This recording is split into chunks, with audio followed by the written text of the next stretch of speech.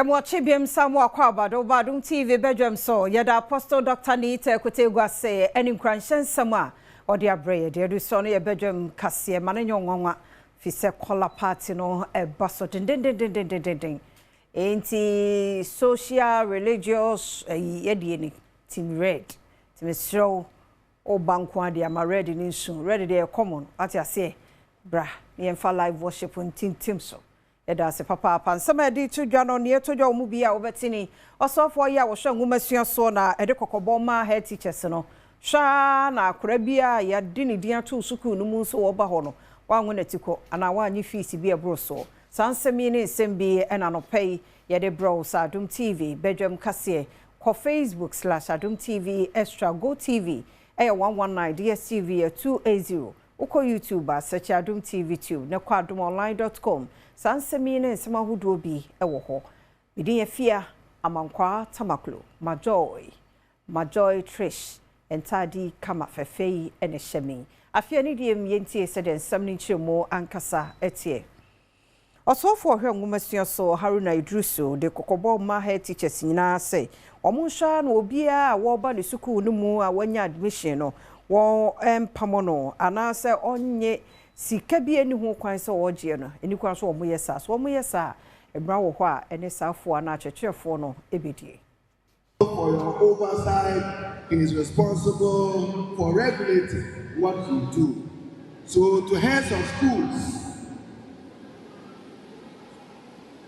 uphold minimum approved standards of the GBS or risk losing your job. We will not tolerate or countenance any disrespect to approved standards and regulation by the Ghana Education Service. So, Nana Chairman, allegations of illegal fees will be investigated and any head of institution found culpable will be dealt with in accordance with law. We was handed to Directors of Education and was say Adama one month on any and two from no fendi and Shaya Hodua so you know the gu aquamu at Chisenia Beya. If you for what you want more own suku a hudomono or be rabbit to me and Yakunyano, I want more emre home. Managers and directors of education that let us collaborate and work together to stem the tide of growing indiscipline in our schools in order to secure a future for the young learners. Gusoya was senior high school from 1 for no and Semu Dialaboni senior high school aje form 1 student 1,400. Na wushimwa akosro ekakra womu so womu haw pa de se niema hudo bia nka beboama won aje dodo no womu ho haw nanso school for form 1 dodo a won aje no afimuni. Before then we send awufono this time documents na ebaye no placement documents ebaye ho no awufo contacts wo so enti ye boy ye humbody send you nyina messages enti fi Saturday na ebinum bobaye enti ye gigi banya bebre na ebaye na eni dade esaweni na doso sese a me ne wukase ye obe 1,485. Had Mistress Isani same we see na tuja. Besa busomi ba kunifa. Ye sector minister. Hweye. Ama yesi dormitory ni fe. No mu wiye no. De ahyi ye na eno ye dad foforo. Enti omu siesie maaye no ye mankoda no komu. Na dada na e wo ho no anhye. But minister hwe fufuro na oye maaye nife no no a kachire se obehwe ama ya ye dada no ndesi amene wo kasa no wa obeti konkonkon bi jeso yesi dormitory dada no so eno de anhye enti yama yesi classrooms 12 fefe te se dormitory ya ye bathing area and restroom areas ama nkoda no ama girls dormitory no dada no ye timi yi nkoda no nyina efi ho ade akoho enti ama pressure kakra abeda ye classroom space so ewo musa from one student no eko school 18th October no emodie nanso me guso America say ebinumo da so wo fie ni nyina ne se niema nheda ntoto yie ewo placement no eho wasante mantemu okọ resolution center hono mu a awofo no wo ma agusu agina mu ehwe se niema betoto yie akase no etoso yi ade opeso ko boarding de toso ye omu a omu wie school fie etwam a omu pese omu san eba school mu bi na omu so school a omu nyan no omu ni nje ho omu pese ye bibi ade ebom samien sanwe ene ta ba ye na so bibia nti ho adwuma ni edi ye start na eda ko bia ni etimi hwe nipa boro 500 but say no numbers ni ko from kakra da ubenya no system no so na no an be calculate ama a few cases and obi benya great correction a great correction and we will take it into recognize ya be general report na the correct and ya rectify ama integrate na there a few cases obi wo ho na ya holding the paper back see holding paper back one system na chi show grade na be ma grade 54 and show basis because people now are holding, especially say a core subject, people near core. I grade 54 because why I can hold you either see a trying to paper and I see a pending and also withheld. And what you are near Domicasi Ebon Como 8 you are 4 for say, one minute in your butre esan say, Abefunim dear and Omudi Juma and Anquadano Sono, will be a beco school to one yan to was said the Baya, one bayinina, Amo Bibiara etimi ako school. Dear can say, I will phone in a butre. You will see a babwa in Cranamobia school. School diner were honing in may face a local school be a no school be I am at 9 crabby. In Jacranania Bannon Quandia and a Cranavia school, the Beshe, Sacrabia bed, Ibn school in Awako.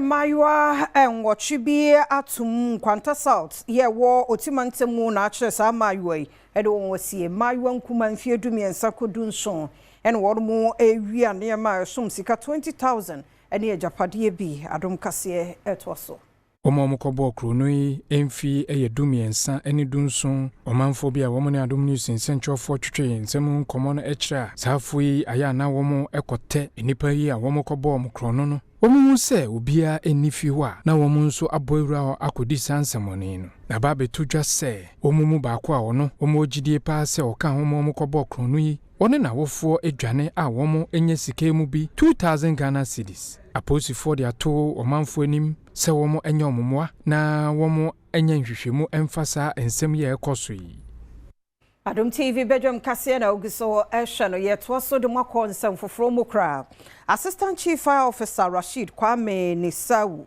ena wode kokobo ma adwadifo nyina se won hunu dum jadwumakuo no se waboafo wase adwadifo ne ebribia wo modwen ho ye bambo nanso se bia atorenche mati se efeja hihie besie no ehoro wo adwen koso ode ho kasa atudwa eya adwadifo no omu fa service se bronika ne say we are partners in development munyina mu dia dance eja nneom adwuma eja ye di every 9 hours ago kronphobia ni wa obetimi aye saade no but we hwe wo investment na is all into heavy metals to prevent thieves but omu refi say obetimi aye metals ni nyina but still within a second we no mani nyina be dem beko into omu for service as partners in development ye ba ha no pana young boys ye ni omu nyina ham enye yen sebi na edija ne ba enye ba se ba beboa mo adenti na woni ye beku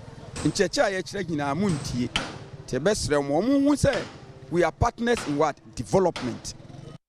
We nam so ama ADO1 Isaac Opoku a wono so di njuma ewo Public Relations Department ewo Ghana National Fire Service and so Electricity Company of Ghana for name say eja kese bi ato be bia the only thing e kan ye ne say ECG4 ebe disconnect power supply to the area so na me very clear so my 100% sure so my Jeff because power be kwaye pe be a charge any ma eja bi ani munti no me confirm me free o monadmo coordinator na no gina me nchen so confirm ma me so eja ni mansa na me ni menua ye wote me nchen ye fro backhold na amane de akosoro si ye kutwa power nsa bi benya access Kane Ghana mampani na adodanko akufo ado na ato ne nsa afre enipa numu a enida kwan se opeso otu frankama MPP amanyiko no wodi nkomo bebre nkomo no fa no gina asumdue na afi bonto obomu nso no kase twitwire bia embemu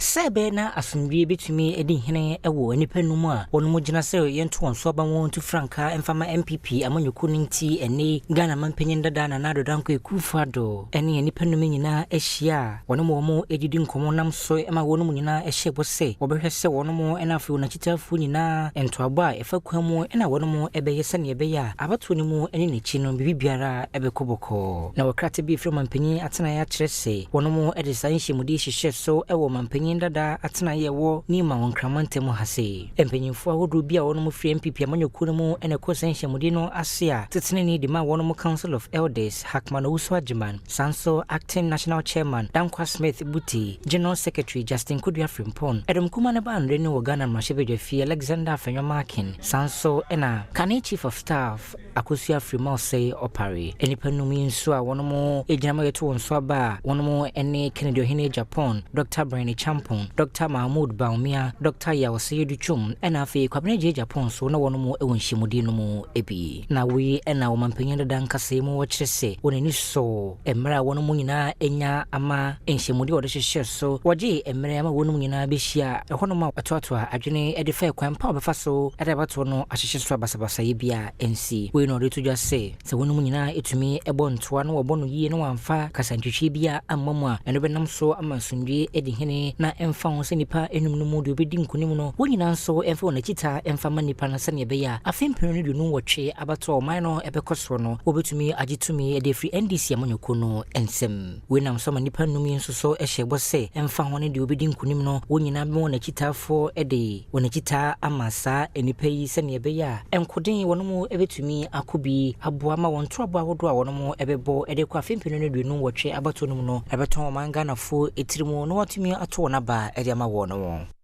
Ghana Mampani John Dramani Mahama de atudwa se enche Western Regional Hospital Project no a kansensimu no omo ebifri adwuma se ewo apemenim wa Hunter West Mercy no emu enso nyame ncha de ye debt exchange no ewie na nya ye friend official creditor committee ye buy ye no so atranse amanti ase aye adwuma enti ye no mo adru agreement on official creditor committee no enti enjuma a share sa projects na se no oma makwan se yensan se ase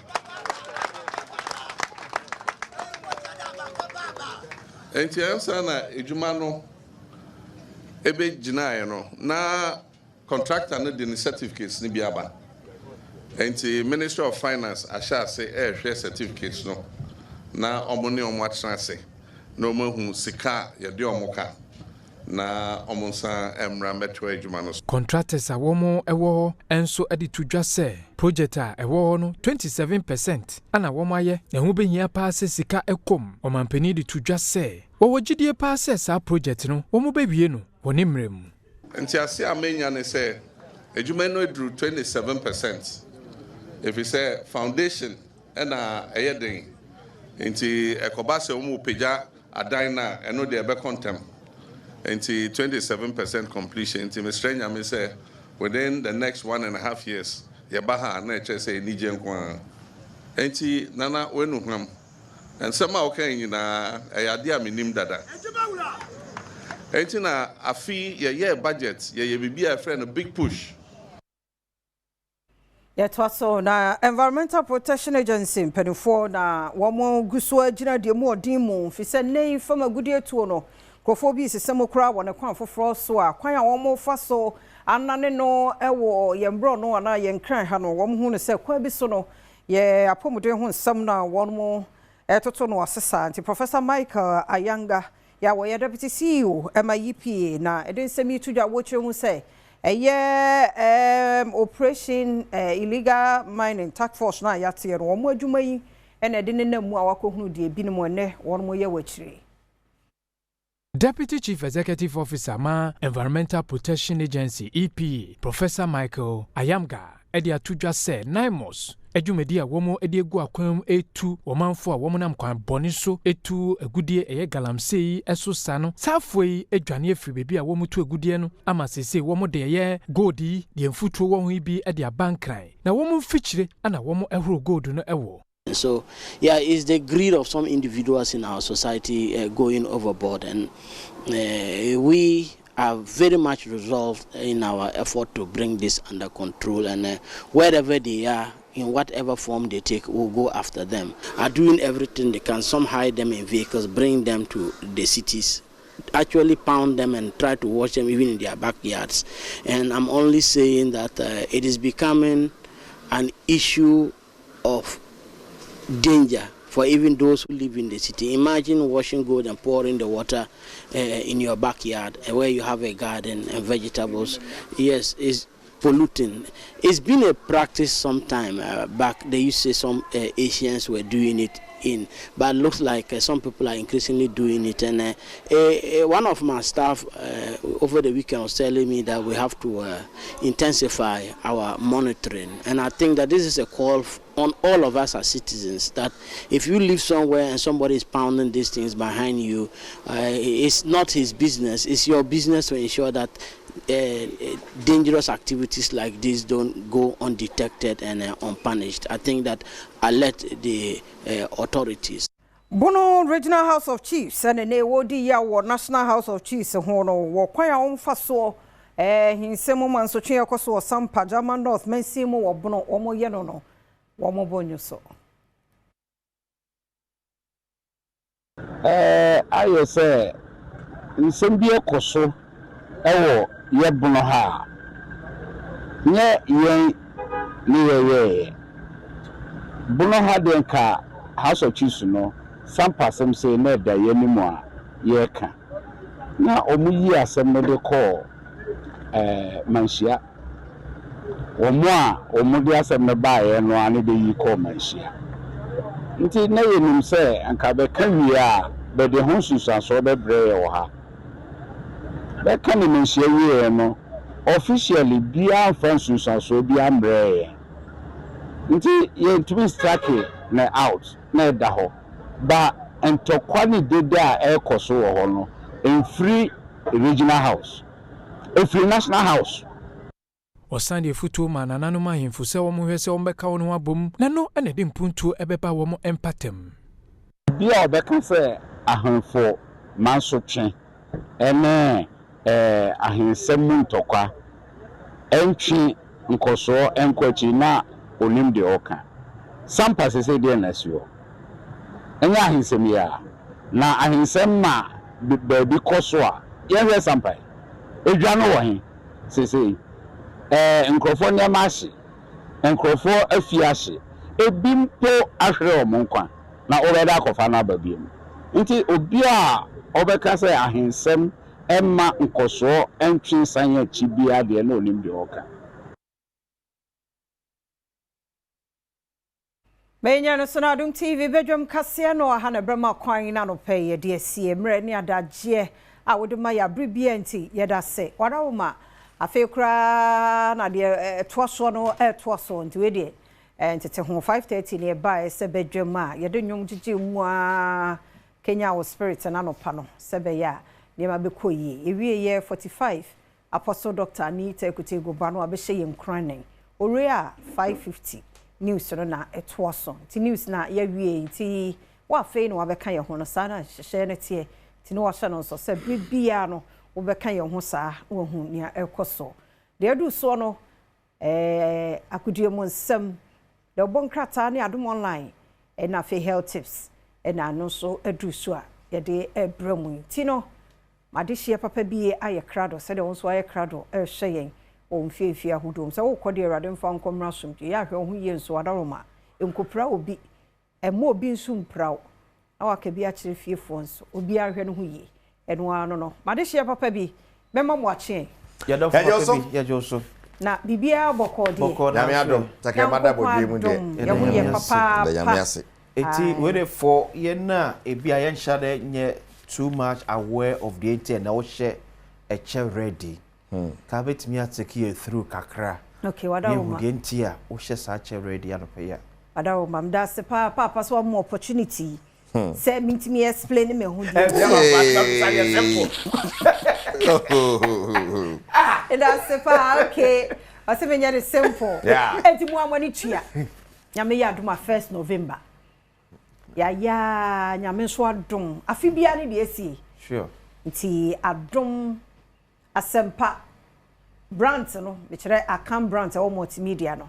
Color party e baso e wo Legon Botanical Gardens.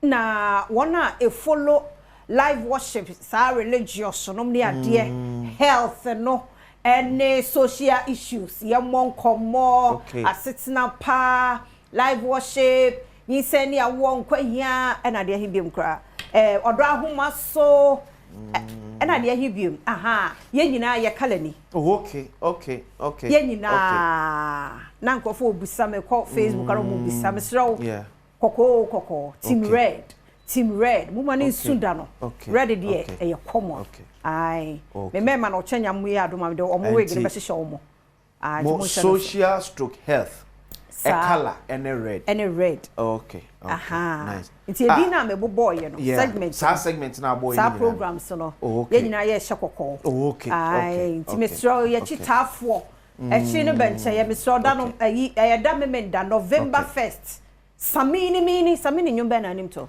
Oh, me calendar. Chome yenhwe. Oh. Eno kwa ti say. Ensuo na mu na kwahye dem ma yenna.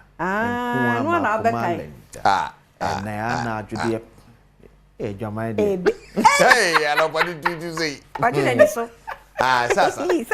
Sa so de open no. Me na me pe. Wa kana nyo wako.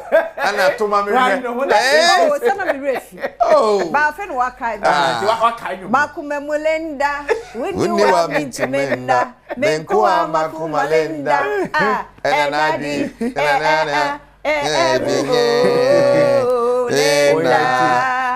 Oh, Linda. Makuma muhema. Mame rap there. Untime tinina ya so muna bama yentina menkuwa makumem obalenda enana adwudie yeah bema ya mama ya akokobora yente enana ji bama yente etima kumamalenda ensuo na mun now when you Batman era yeah okay Batman era Samini dia no so wanti eye na dia okukuru dia besie de we wo ka Samini dia no so ya ka obeto Samini type nso me anya sports ni ure fi on into sports for so you white yes you white oh yes that was fought for color yeah color am say na program so do ni nyina na ma for pepper me say dudu ni nyina eno anem sa dudu na ahwese on sa betimi sports akwa am Adom obi a wardrobe white unti white oh yes obi eno an wardrobe white and what can news ne current affair news onko news yi blue oh yeah and a current affairs we green yes okay aduma ya wa na ye yes ha is in birthday ya no an ye and news news red news current affairs Team Red. Team Red. Oh, the answer red. Great morning. Oh, yes, red. I don't know red. You know, apart from no, Kejua ya crowd, and Papa. Yes, of course. Dame no so bow. Oh, tap credit. Oh, tap credit. And you Udim tua, send it be a car catch. And Yano. Evidence based. Oh, yes, evidence there. I dance your honum. Yeah. So I dance here. Yeah. I dance here. Yeah, dance Papa Bay. I dance your own. Yes. I met share ya unu. But me just say yeah, can say I dance your say ampa. Yeah. Yeah, can one na enim dame to. Wotim to dame chem krofo a. Untimi nya kwasinsia free. Sa dance no untimi nya free ho. E bia kwasinsia foforo bi na de odina mani street de enyon no. E bia dance e bay. Ada ye hia wo ayibuko marina. Na de tin ye Monday e bejina ho atoto papa so a. Kwa hwa grongofo di ho. E me fa de no inform ni so. Nyame Adom registration e cost Yes, director the better so ma. Obi number no na bia so no ya na just. I was Kofi Ampedu or more nti so watch no any news. So nye obi anu abo no. Enye obi anu abo no any news wo ba bia. Na me wonu me to dam na atime a. Papa dia achievement. Onchi obi a. Me to hwe, me to hwe. My goodness. Kwada ni kumankohia. E ho no ye hu say yes, kwasinsie ni. Ende owie ya na pay ne ye double na ma. Na we gina dan mu ha dede sa ma de ache. Na ma bobo, na ma bot tennis kasasa. Fabulous brand ye nko anim. Enu anu no papa kasa bi anim. Wadaroma. Aha. Ma na nyonwa. Yo no crack I say odifo. Say ya, sa quotation mame quotation we bi wo. Oni enu nyamu oni. Me so de mame ni quote mame bi wo. Oye gidi no ye Kristo ni bi anim sa quotation. Da o so na se mame ni minim papa mame. Asem a o kan ye se ubube. Enetebe etia. Echinje bia kwesi ni womonte. Enya afi na bebo na ebusa so hwan na busa ada. Yeti mu ase dada. Eja kwesi dia na kwaso agudi ebusem. Before no. So nim se fiada. Ye gina kono. Ya de. Ya de pabi. Yeah. Na nei. Yes. Oda fomu. Yes. Ti we die. Eni die mu a ye be sre chire ne benche ye. Yes. O meka multimedia na abusua ho. Ye kokra. Ye kokra ye nua bema. DJ Amus. Yes. Ochiame amwakonda kwa. Kokra no kra. Ti we die ni die mu a ye be sre macha oboase. Ye efiada anwumre. Na ya lande. Ejira ho. Ye akase efiada anwumre. Me o ma men kama me ho. Fiada anwumre. Na wo gina mu. Fiada anwumre. Na ya domo a. Alande. E wo boase. Bompaye. Membre da so ye be sa ba begirem. Ti e fiada anwumre na de kosi de membre da. Kopim se be kra enua DJ Amos. E die nyina hia oboase. Why Stwada? Bra be kan ho. Na efe o chia me be som Ghana. Sa. Obesom ahefo obesom etiefo. Wona wo oboase Ghana chichi ni benche nyina. O chia me o chia me asensem training anya adwuma konkopem ye. Mo a tichuru edu mo birthday na o chia so ba. Ne aye. O chia ko ye. Akokra ma kai na bra ho. Ni nyina ye nkogya no. Ni me so abusia na oku ayire ne ma. Sa bre na omuhia. Yes. Ochia me wo hanko be ye. Tese o ni mo bia Badman before abeka jagwa do picture to. Yeah. Be ya mana bros. Ochia erade nkoso amfa crazy. On chechire gya ne enna. Yes. Enu nuanom ne ayire ne ma. Chi obiare. Yenso adwumayefo kan ye pa. Oso be wura top ho na nke bia. Ochia nom ne kokko bi no onom na aye. Se ochia no. Ene ye boni din kwa enhu no. Erade no oya wura chechefo no. Chechire nyina ewe. Nti Eric Adaroma well medase on the 15th of November so na ba Night Hall Takrade Technical University Auditorium nti me pacho mo nhyan wo hodo mo ya Ghana mu miensa ya wie Greater Accra now ya quarter part of Ghana Takrade 15th November 2025 Night Hall of Takrade Technical University Auditorium. Now, we are 29th November, Kumasi Cultural Center, Kumasi Technical University Auditorium.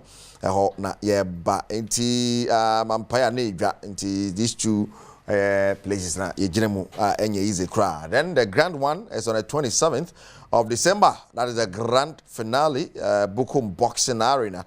Ye ampaya neja eno na ye champion for ni na no near the tele na kasa be pem so that one kind timpacho registration ma onye ha wonim bo a no abekire se wonim bo ne ade ade so yes so and some talk so there's a fatter south in the bucket we senya do ewura bia no pay so Franco Trade Enterprise yes ya konkon ya de ba phone papa na Franco appliance papa no Franco to papa preko nyeja ho don't leave yourself ahun jim sanse say skinny ho to no to papa preko Franco Trade Enterprise no matter the brand obenya bi wo Franco Trading Enterprise now yentisi kwani mo ne fan sabo na mra me den keju na kasa Eric Asiedu Buedi yes now UEFA Champions League enra Penny Betray, I'm for trip form of Bassa Bogum.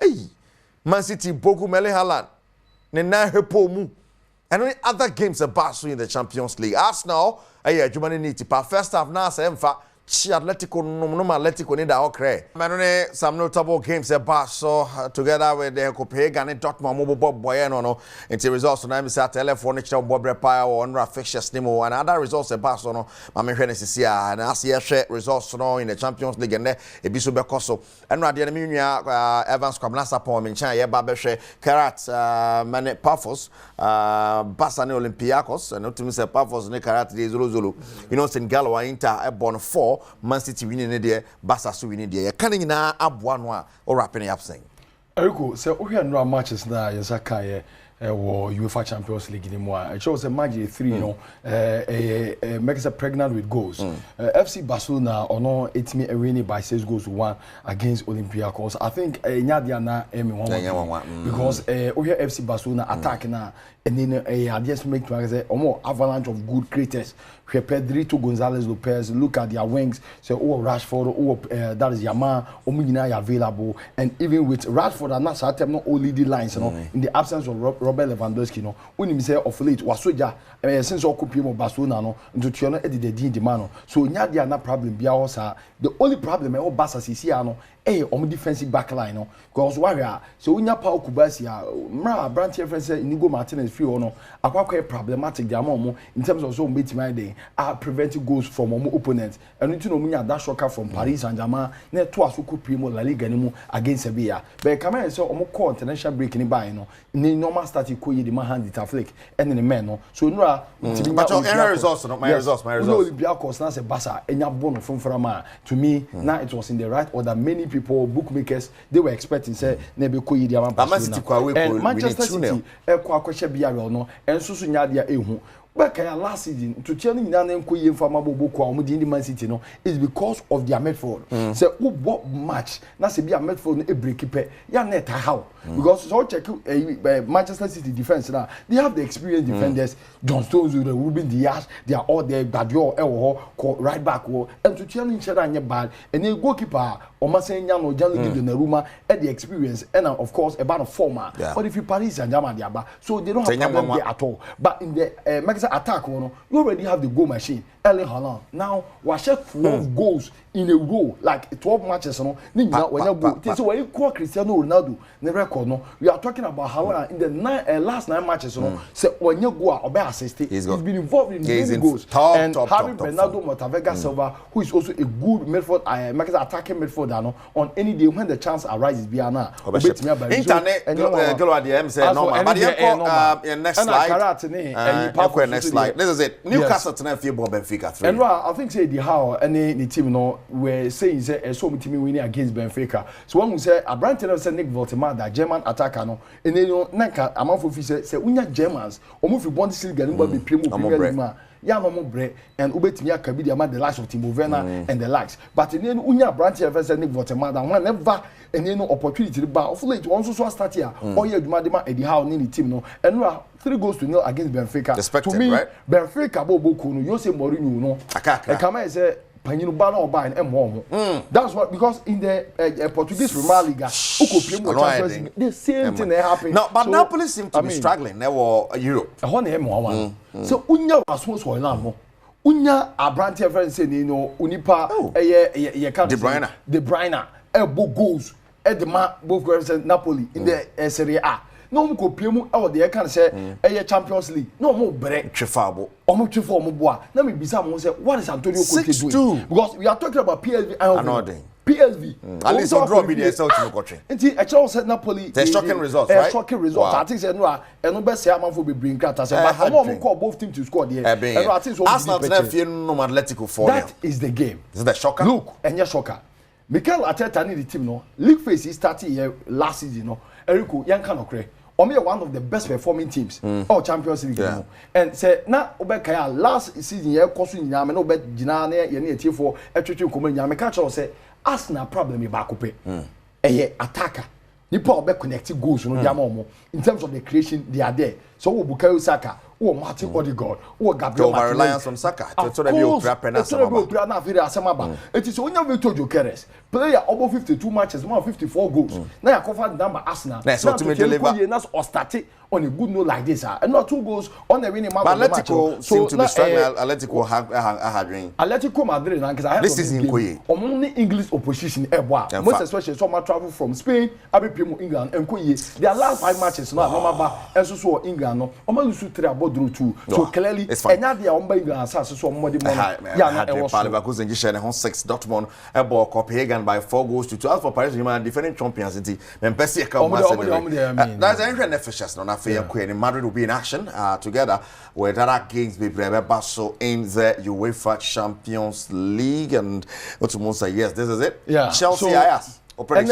I think say Chelsea they will win or they will draw against Ajax. Win or draw Chelsea. They will win or they will because draw. Because you know. Because both you know. I don't expect Chelsea to lose. Over now results now. I'm saying yeah. Abro mukwa we. No most man no.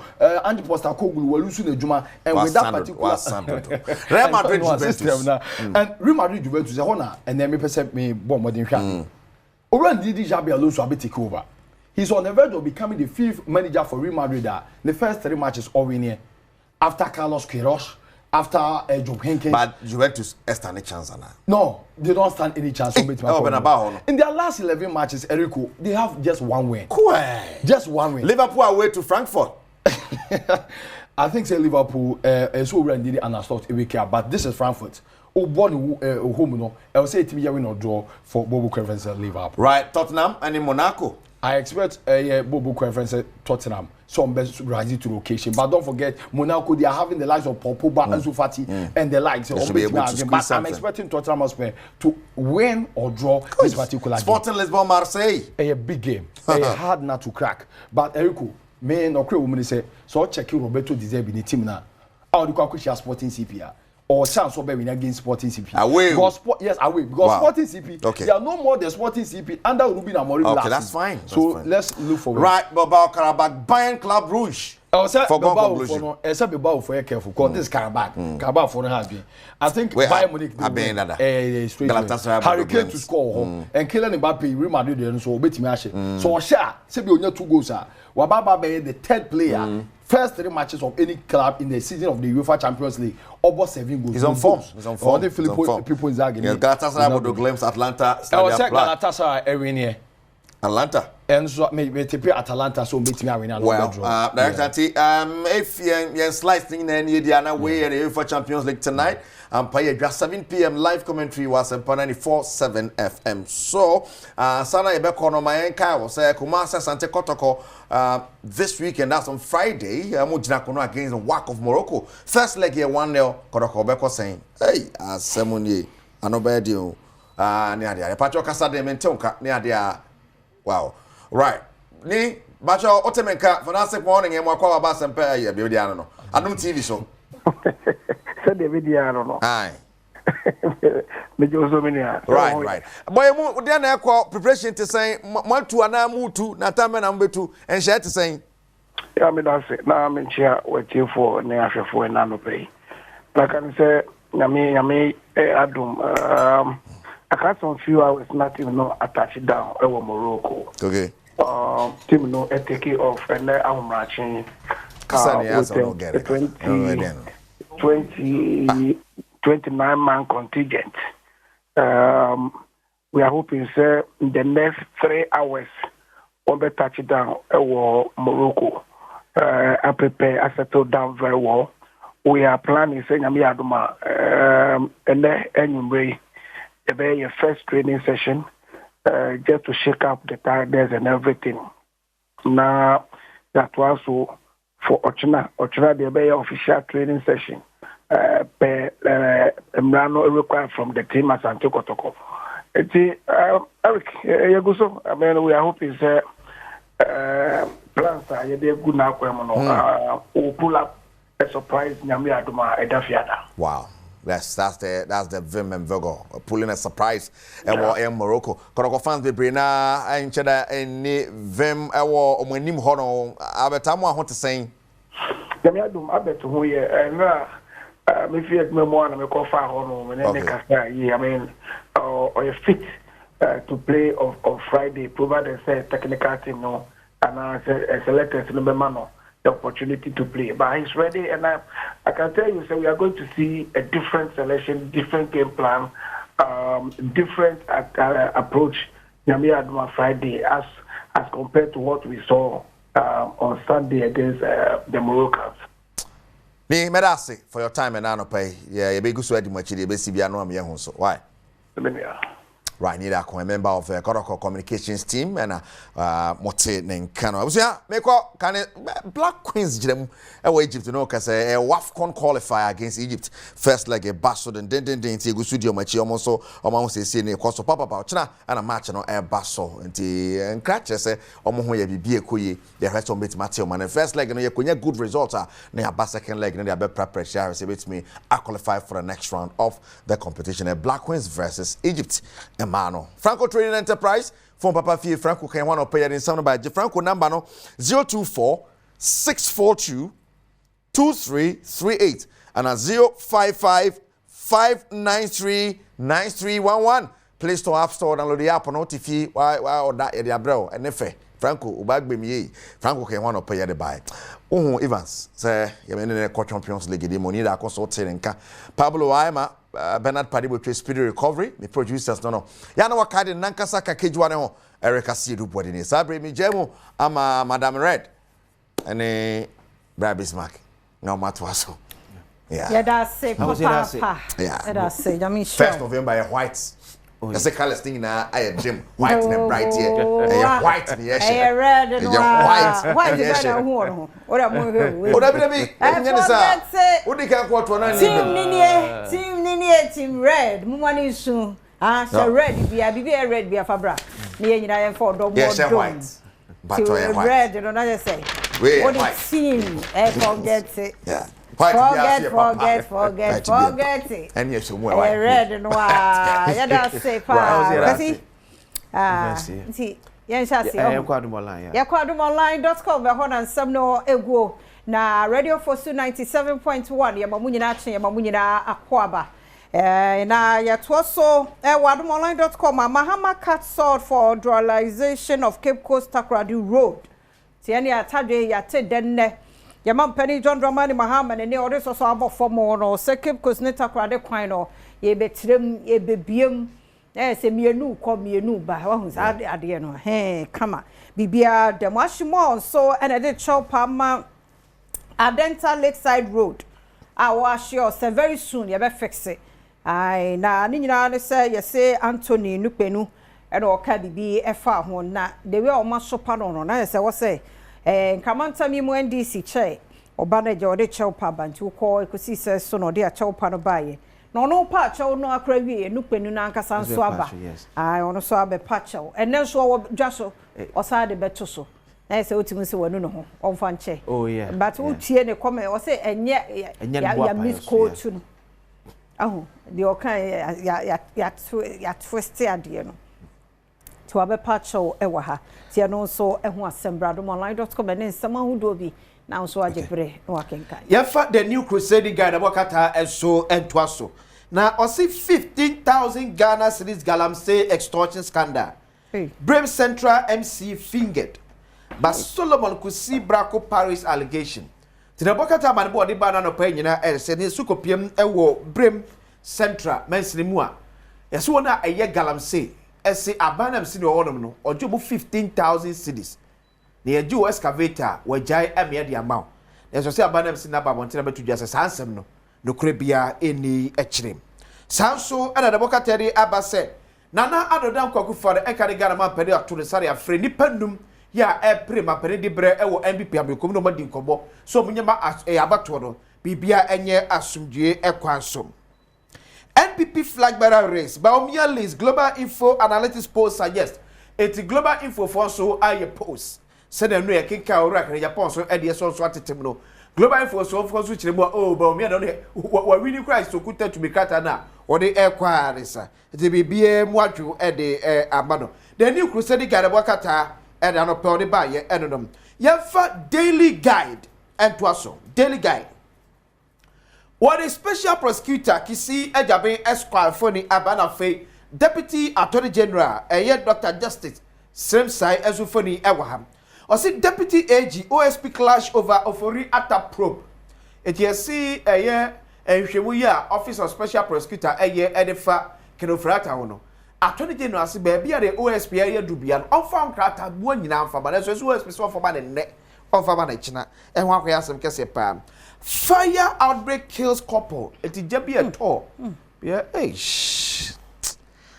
asemo ani ti wo ye yeso oba bi so ne kru aduane mu ti oba ne se kan wo be ma no eh de aduane a efi aduane ada de asema e wo daily guide hey Ghana ha na Ghana ya Accra na Kumasi en sinkran en sinkran semse de aduane ho na ya na me no me ya de bia masema busanze ya na nipa na ma nkasa na ya boye tirimu posi ebedi ewuntie kurokura ne ma bisa na asese nipa be frustrated abrabom tire fere bia me kasa switch up so uno bi eye echirina edibre eye abamo no atwa so wa firi hokura ahe opra cause ewie ni nyina echi oba beka nyina asem anhyeda obenu no ho nso sata mu wapra mpo se wu na abewu a no wu tuno obi eye ade na sa echi ndie bebre eba ho a no afiri ho back off kakra mi ntwa no na no nanten mi twam mahu se mrantie bi aso mu die chinie mahu se ba ko ye pata oze ye pata no mfi no okura toa ti ewrade obi ba mu ntwa so nipa wo ye okura toa yi ejire so yire ba bo o de ba bo foma fa ba ko de awo yes en hu ba bi o de ba wo ba hu na wo na mo ja so no ti yesre na kwasi aka no echinye chonwo obekun free obedi udem free yan kan se so nje so obi chinchim nsaaju aja pade aja ba ha kwa obi anye efundi fo wonte no ebe ka atro kwa akire a chaso drawback kakra chaso kakra efie kura sa wo yire wukunu ne wo da chinye wo de pie wo so pie wo de ne mu ajo aduane ho de we wo ba kwa aduane bebo kwa twe se kan de wo we nye ohia pa ne ahokyera aduane a wo di wie be sa fa ato abese aduane so yade so anketwe ho se ka e wo ni problem awafo afia enu amrahyeja foko asetena em so kwa homigiem no enu na no sa e bai mama nche ono abo Kingsley Ajeman okay doctor ebu akwa south ana no ebu akwa south ebu akwa south sa papa yi wuhu nanim a obaka say innocent ye di nkomo o ka che me say ye bie school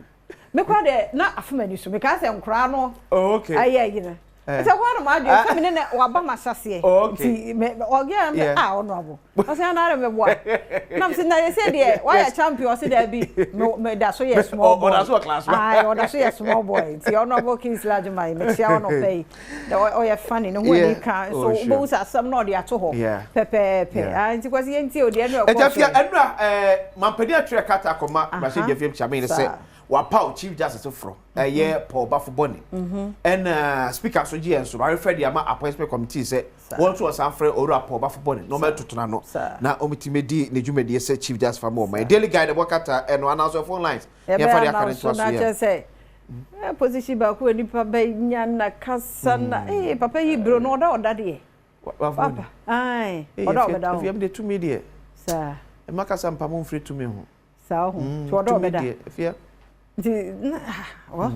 your phone lines and also our headline about 0302 211 701 702 703 704 0302 211 701 up to 4 also the headline or ABBA.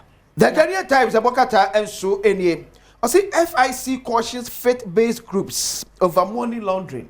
They see asofo bi nso o man okrum wan mu a as because o me asofo o me en sorry for kontino o tu kwan a no de sika e buru sika o se nipa de tu kwan eso no de ko o de ko de se bi won o ma jaba fo sika e de ahye shom asom de business yakwa akomo o tu kwan the amount kese pa ba di tu kwan e ye $10,000 e buru so declare now today no de say sika de kwa akoye say $10,001 and na ade be ko a so tire mperifo sem kuta $10,001 me de kwa akoton wig di abre afia man ko ye me yire so atiase ni ehun sa ampa because omo ye cocaine ni ade ade omo sika na mfa bank to omo sika mpe so omo blocking sa omo sika mi yesi bi mo de supporting to trust me akoso wiase no se se pese to be to asenti ni pese omo se obi esika ode to kwa bia no e ya accountable so chechire mu ti eno mo chito mo se asofo no mo yesa ade free Ghana mo nya sa ade no dem brand so bo pa echi a enye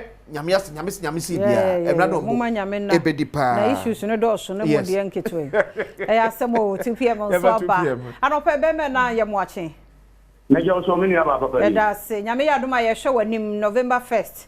O ba sha de kokko fa bra fa beta be chi. Na me pa o color red ana akwati so color. Me color green. Oh yeah, green. Green. E say akwati free mampo. Eti mu ya na be di machi. Boduma say ti hu de mental na chi o. Me na be di machi. Me red no team red. Sa ana pa ka free mampon. Emfa ho. Me pa cho akwati me ka free mampon. Emfa ho. We emfa ho. We na say di krom mu na ya de ase no ko bi anya hwe. Eti pa cho baby a wo follow na wo follow. We team red. Me na mamu akwa ba ma kire wo nti no. Me pa cho mate. Kwesi me so bodo ra kwa se. Me for ja me ndia na ye wai. Tu dia bien go. Na anu fa dia ma mo ba so. Na on the chief of staff Honorable Jiro Zebra Mechia no. Asa na Honorable Joseph Amankwa. Adwuma re che matuni din wo ade say mamponte ha ko abri wo boy adwumanti ha na Dr. Mike Amofada nkwa mini aba oni mini aba ma kwati me sire right now His Excellency Goodluck Obama John Dramani Mahama wakati sote obayi akwan bi ye be sire papa yi me the nation builder ya want to or start at the mother Ghana on here no ho ye be bona ba so na kwati asofu for 7 dey akwati ye ka se ye kan minim sofu bia ha wose onyane funu ba o maami huye onyanto bo ase de da na gensa enti ke funu be na che o maami akwati ye me ni na o nyame wo shira mo ya da se onu abo abaso onu abo no pe ye mo achen onu abo ti enka ye mo achen be jo so burumi ni aba ya da se pa wada o mana hi na ofre ye mfi me pato me kasefri ahoko kwapon ona bo to constituency agric minister yo yentie we yo me fa sa kwenya iso na machia etiefo nya de kunyina na machia mia metu na kotaw MP ba ko pe honorable eliku agric minister yo mini about the make kakra ye takura de gungu make kuswa o man tani de aso abofom ya me ko ko me tele na aban ana o man tani etita na mo ni mesre network nenye papo ye fa ahen ye fa ahen wo so ahen mu ache mu akwa be ahen pa so yantu nko wadaruma hello sir good morning ya jo so papa na free fi hia no pay mpacho me free dance man yo pete kwe yo wadaruma wo de dance man de ha ya nyame yadma 1st November she kokko bra kokko mi diwachi one sha ma me de me no be fight o anti efia mi diwachi kokko me na me de efia anti me de efia na ene me twen ododo wadaruma yentie we anti efia mpacho endra me kwan na asemo no yamba ahefa kwa dance man laptop the back the school pete road okay me frama yenzi not yan kan o me grade kwan so kakama na ya kwan ni yen ya semu ama de nkwala ko school ya bread injo to ka dia na ase machines ni machines na o aban di ba drip machine o na ensa ya dia ya pan chow ya din ko to just no on the kwan so mai kaka ya ble o kwan so ba sa ya da se na men kamo ame ya da se team red ene ejina mu no nti o ba na waka team red all the way nka no fafa wadaroma o kana wo ye ho adwuma nti akisi mi anofa ye mo ache akisi ai o papa si ba ko pe papa si ba ko pe why you na me that's why me support why better see so we green member mate na te say the sister fear to dress ni bi egu di tiri so e na fa ni for say you boja e de o eja ni ni na jeja e je mi fia boja ntimi so Germany ye se fia we second to none o ma si ya ni ye ko na woni say o pass ya kiss me dey me bad o bo adwuma e na me kan ho atem na wo ba Roger Asare Kando ono ye the regional security coordinator papa o bo adwuma papa ko so dia dance say temana then MPP abraso na timu say police for ne timamu for timi konto papa gidi ni dance o timi ni dance o da bi uniform na de ka was dance e be o ni ho dance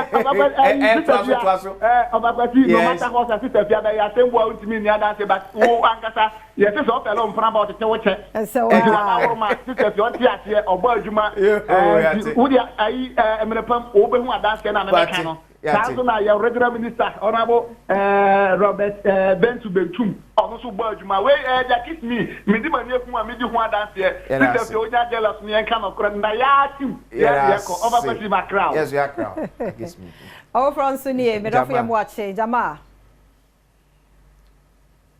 ya mo akwabo watch me you see sister here that's so ada my team red yeah who on 1st November team red and one eko yo o de mo nya no ana eko na mo nya me ayi fear delegates ya bwana gara we ya man red card ya ano baidi kama minche chief of staff ono Julius Dabra na minche akwa beri MC honorable Joseph Amankwa work and housing minister in Nigeria Mesian na mo ka tembi fa OSP ho yeah na OSP sa yina nkasa office na nkasa disappointing Ghana for papa because she sika ekwa bisatem fat wo be na Ghana ya nya firimu tembi ani ache sika chichiri de akọ krono so ige na ya sika na ye nimche sika yira ya sika efa baby enso ye ntumi njibi ma what started this kenopurata ntini parent to me ma lawyer ko chire se wa ntumi ma obetumi dia tem no wa so tifo a na sika no wa so de ba ni bibi wo ha ya ton na ya dia tika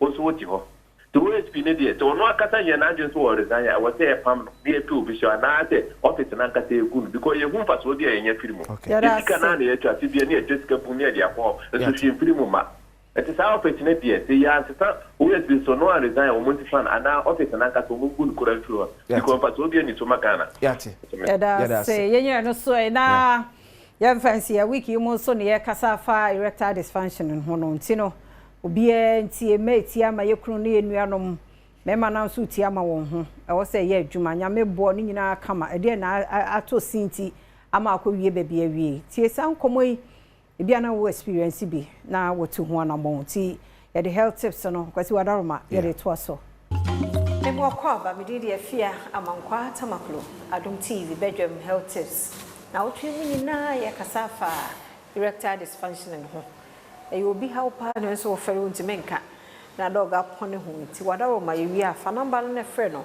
eni ni nkomo e wo sa condition the condition bia endpoint homeopathic clinic won kwabata enkran spintes ye shell signboard ho no mo wo takrade enzema kumase ne tachiman na fe tema ho nyina endpoint wo ho da fa dog number ne nkasa na wo twi mu so said wo ma no ho kwan ne ye fa erectile dysfunction mu no ya to aso ni ahwe ebre bayina e wo say obemo bi o tisa no ye consent dog ye na say aseda nyame na ebre be na hyase na beden na enipa no hu say no we de ebobo de ese mitrimika na me ko hospital yo meda say na wotwe nyina say de hyase Monday no yedi nkomo fa erectile dysfunction no na yedi ye kan nyina na say ye ka say erectile dysfunction na say be ma obu an be ma ne mpija kora obu a epija e hye oba no ho kora na adwo obi suso de no just oba ne nnadi agora ansa na apagya obi suso de no kora ne oba ya entimi mpagya kora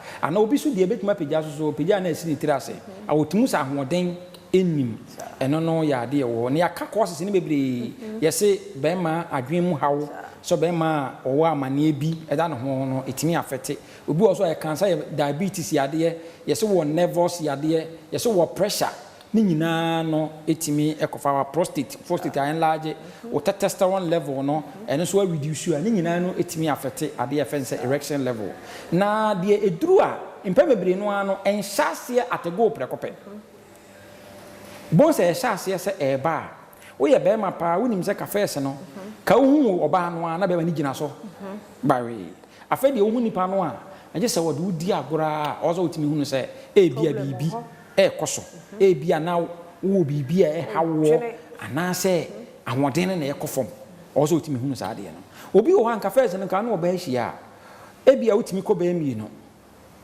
jeso oba no kura ono a o we de e pa cha o we de ye mabre o si chinchina afe bedu no ebi no ba kokora akwa eden mawa ozo hunu se ahwodene no ba fom ena ba ma bia nso no they also who cry say serious and say bema ka ono oba hia because erection level no affect ejaculation as well okay nti ubon say obi o ha enam say na ho oden ne wo form ni nti no ono oba hia o pentem kura no ama no ho asane no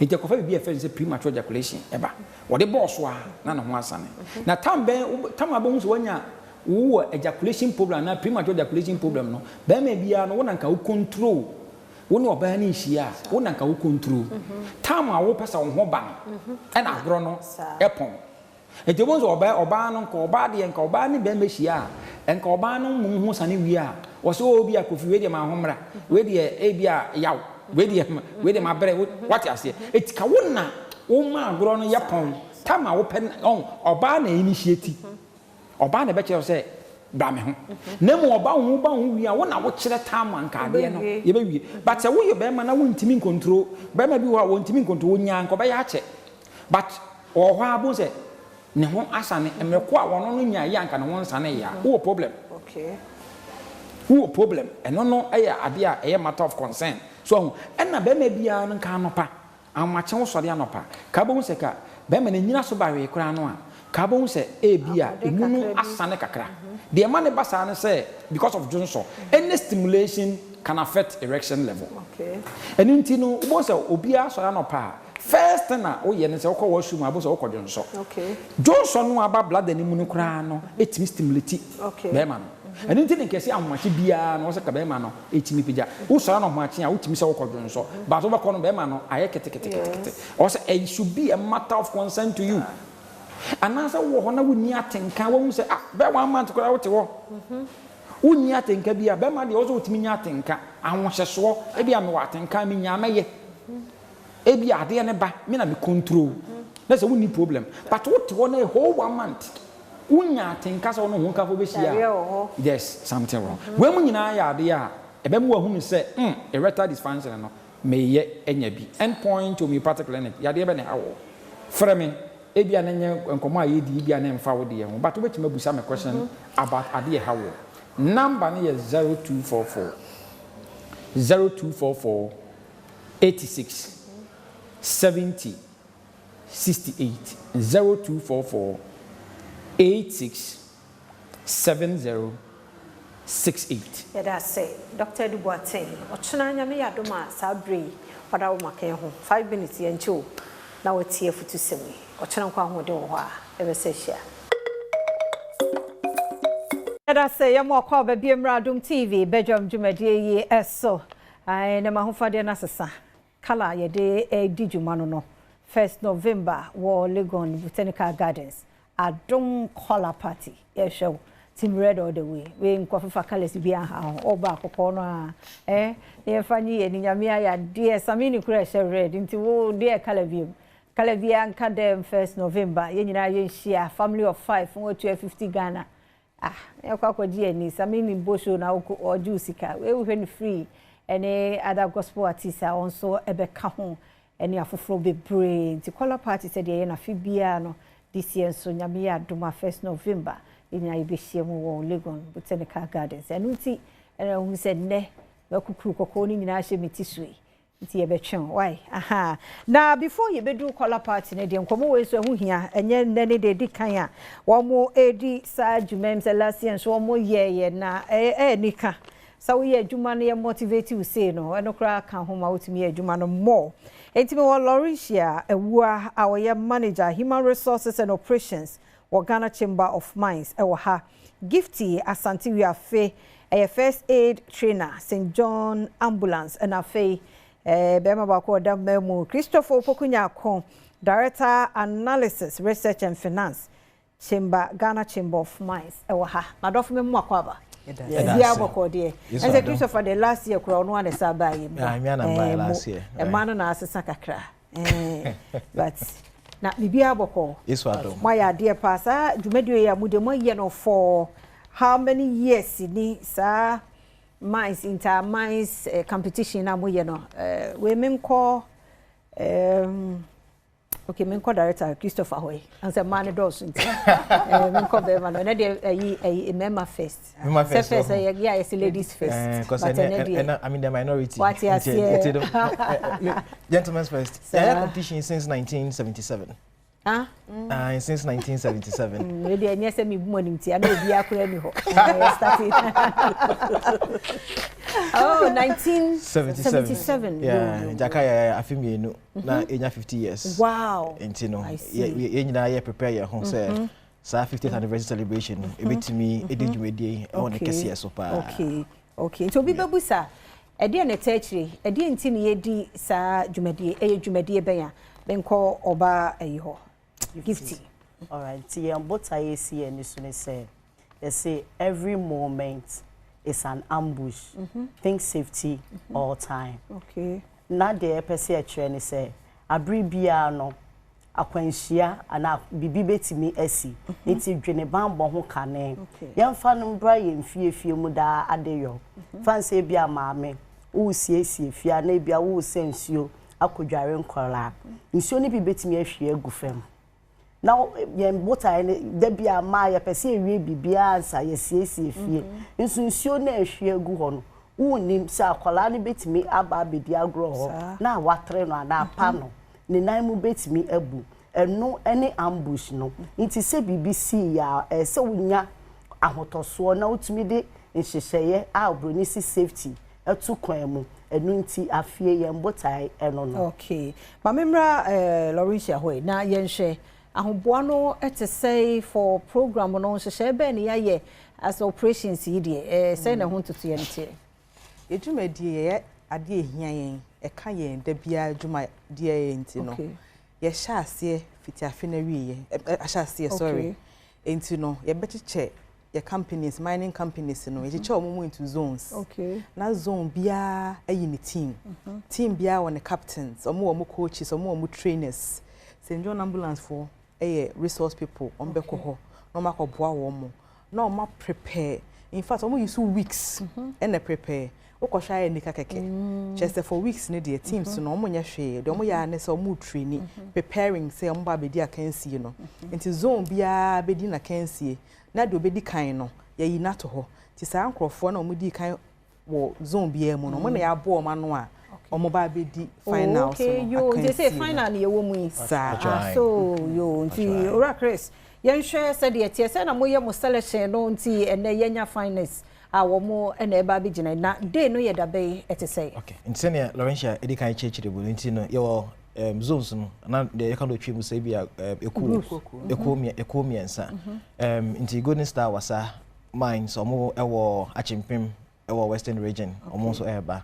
Anglo Gold Ashanti omo two operations wa Ghana ba kon ewo Takwa ena ba kon so wo Boase omo two ni nyina a qualify eba ena near o hihye na say o host competition no ono so qualify automatically akose ne bia World Cup here koyi US ni Mexico and Canada we can qualify in advance into that principle na yenso ye deba into na be companies 4 our mobile but near me say bi team bi mu ne say enya companies ni kwa eneba Ntim ana say bono a companies ni communities no yama community for no so e de omu team eba nti even they say bi say na Black Stars ya qualifier ya ko World Cup na ka say bi ayen so yen raise local team for omo so eba compete nti mines ni nyina di kan eba ya no communities so nyina so eba nti community na kensi ni so no Ghana Manganese for community team no qualify and Anglo Gold Ashanti Obuasi community team no so qualify and Aboso Goldfields almost well Daman Goldfields for company back almost qualify and after Sanko for our hosting competition almost team no so qualify and I can say no so in 2 parts and I say in shey me no yen we different practicals inteno no oba be chire nia wusua no edi say bia obi atwa hwe kwan be na obetimi afa etimen enya ne nkwa biem anansi obi epra kwan be na obetimi afa so edi age no ena boni friend practicals no inteno ne ye no Ntim a ye kwakwa competition ni wo ya asanko wo amanse Ntim hono inti jakoba do ma Saturday anase memni da ebe ye 25th no ye be ko hono mo akodi sa akensi no ewo ho na yewia ne the following Sunday 2nd November no na Yabaji TV on abeye the oral component of the competition inti for my team media on bear practicals and orals inti okansa results no mienu ne ebuma and obe determine near obe winning competition. But for community team ni there, omomoye practicals ni pe. Nti mra kensi ni bebe wiye ewo Asanko Saturday ebe. Na yehu Ntim for anase community team a omo winning competition. Nti ada ne sa ada na mo involve community no and with this concept. I didn't think yes ade. That's a very good question obisa no. Say ka mining a enye company ne pe. Eka mining a me ka ho wonso ka ho if you say resource na sha asase nim no your constitution ne say vested in the people of Ghana nti nyina ye dia nti ntimi nka say ye mining na che say ye company no ye nkwa na ye hwe apomuden say workers no apomuden ye na say community na yetu agudie ni free mu no o mapomuden ye e na obeti akwanhia e na obeti nsu afọ obi a enkosi hwe nti ye de community no any company ni nyina ehu omo say omo ye baako enti ne se wo hwe wa workers ana odwuma yefo e banbo a e wo se o make sure say community na utimu no so no ye hwe omo so banbo me fa ne say bi obi akwafuum se bi owa akoka no nya afi no mba be free company ni so wo be ka obi be boa yen nti ye kire community no first aid response ne sa ne ma no nti obi kwa afu na so wokoka na omwa beti aboa wo mo ho sana nti sa ne nti na ye extend training ne ma community no nti aboa pa ma community no ahoban bo omukra do omhu hyem sa go de mo ye bia mo involve wo mo nti de yakoso no mbehu nti memra yi first aid trainer ho St. John ambulance nti eda no sa da no apart from even eda no me sure so ma training wo mo community no ni ade emfasode be na beba ma community and even competitors ana okay so emfasode ne say de odi kankan ye no omusua first aid na enka adwuma mu ho okay na omusua ewo community no so a obia be hu sese nya wo kire wo tete akola de obesua wo fie no eka mane de ko baabia nti ewo adwuma mu ho no omo de boa senia ye benya zero accident ewo adwuma mu ho nti so since 1957 no yeah achieve sa your target and your goal say e be minimize accidents no was a yempo de can say safety is a journey enye event ade bia also we nti no we are seeing who says number of incidents and as akwensia dodo a AC no who say eso take over time nti no until say ye benya pointer ye benya zero harm and zero incidents no ebekoso ayese adwuma ya abo ho dero amobi etimi adan ho so ebase ne a mine ne hyehyeye no etie nti member back to say me DBB twemeba community ne so a ye kiro mo say once a mines need almost come the better to first say that kadie ni nyina but community ne mo no niema eben omo drone say available materials onya bandage but available material obe use as bandage then aboso toma bisa ye ni gloves but then e bit me use in place of gloves polythene bag okay ni nyina ye kire wo no oba onya stretcher into we ni stretcher dey akoko boto any dua tia mienu na wo dey ahyehyɛ koko boto ne chen na wo dey onipa akona we pra na iden ato so kehwe na wo dey kwa afuo mu no eno na sesi kan bi twa obi a wo dey be kyekere na wo dey na kɔ ayaresa bia na so wo dey no eba kru nti aye pa nti we no say na moye no selected few ana say the entire community nyina na ma ye sketch bi e dia ma na say mining community na nkasa wo selected community members nti eba ne sa ne first aid for St. John ambulance yakwa akomo musuahu no ana say broni say training ne a prepare mo for the competition nti onu so esua wie no odi be kofie odi nimde ne be kofie akwa akɔkyerɛ na kyese e den ye spread safety news no all over okay nti kan kan say no so nti na ye competition na ye nya no mine site no senke betimi aka say ye ya na ye kansi nti e be hye ye dem ba bi ne aye ade na so say no community no mu kro ni mu ne ye no e bia community center e bia park bi so na che say obi a wantimi kwan ko community brigade ne ho no oba be hwe bi oba be hwe bi to free obi etimi be hwe bi empo no ye susu hu se ekoye nim no ye be extend from the community no ne dey GPRTU pese no mo so kabom na ye be dwumadi no kosa because eno na my next question me be visa say enye mining areas no kwa na also benefit from ye nyina one way or the other bia one day be e dey na obey for safety there if you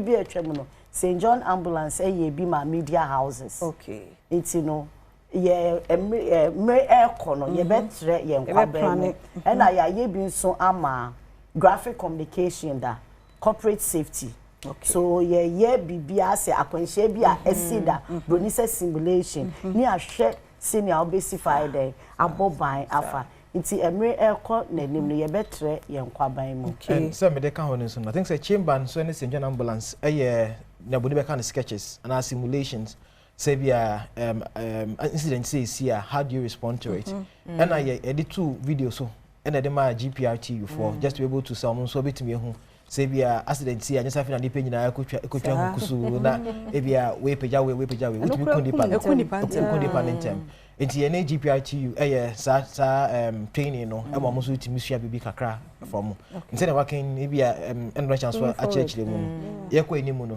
e benya more stakeholders I bet my partner ISA inchire okay ti apart from we dey na catch general public no so fa hihye we ya mode atona kwan so okay etinia e bia ne meka am de twa to no ye say ye hu say nkwenhia na accident no etimi si impo free mu na nia bodi beka se bia me kwa aba abeye no e bia na amba asa wansanko ambebie mu enti sa moment na emu no so ade na no preko enka se me kwa aba enye sa unim ne ochina ebetimi esi nti competition na wie yen nyina no den obi di kofie ne ade e ma participants no especially winners ne more prizes ebi washing machine ebi timinya flat screen TV laptops fridge ka ho nti achede ende bebre nti ana enika nti so na mo bom ho modern ana mo ye staff mo ye workers individual no mo nyinya sa achede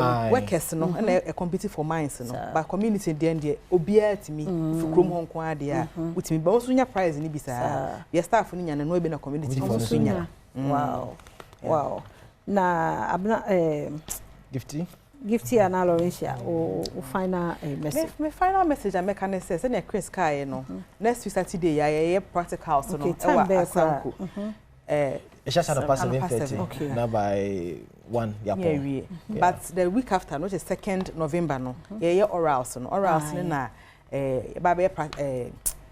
dem rano eka no because minds me omra e dey safety so mba be keka no so ho kan sie e be no GBC studios what do you know competition so I say na e ba live nti we catch obia so obia nhwe bi ye be sa playback practical session no answer kra na ye oral so no nti the course the week before no obia be hu ye da say MC awie na last one be ka ho ne say ye wo competition ba kon so de masco nkwada omo free mining communities na also alcohol they na into mo na ye a competition we na ye catch them young yes exactly and one on to be na adwen no woni dada you starting ntem kura nya ni say na de yehu yehu sampa o to me from see here bacha you that sense and na de can say first aid competition no enye akensie keke na mom eye esubaya ana su ese de bia oda na yeah sa na mishamo ebe se ebe sa to aso se papa pantino Laurentia Wu manager human resources and operations Ghana Chamber of Mines Gifty Asante we are first aid trainer St. John ambulance and you Bema Christopher Pokunya Kon director analysis research and finance the position of so papa on the research and Ghana Chamber of Mines madam wase any team any one mobile me who say media person adwuma what here say 2 minutes bia na esu mo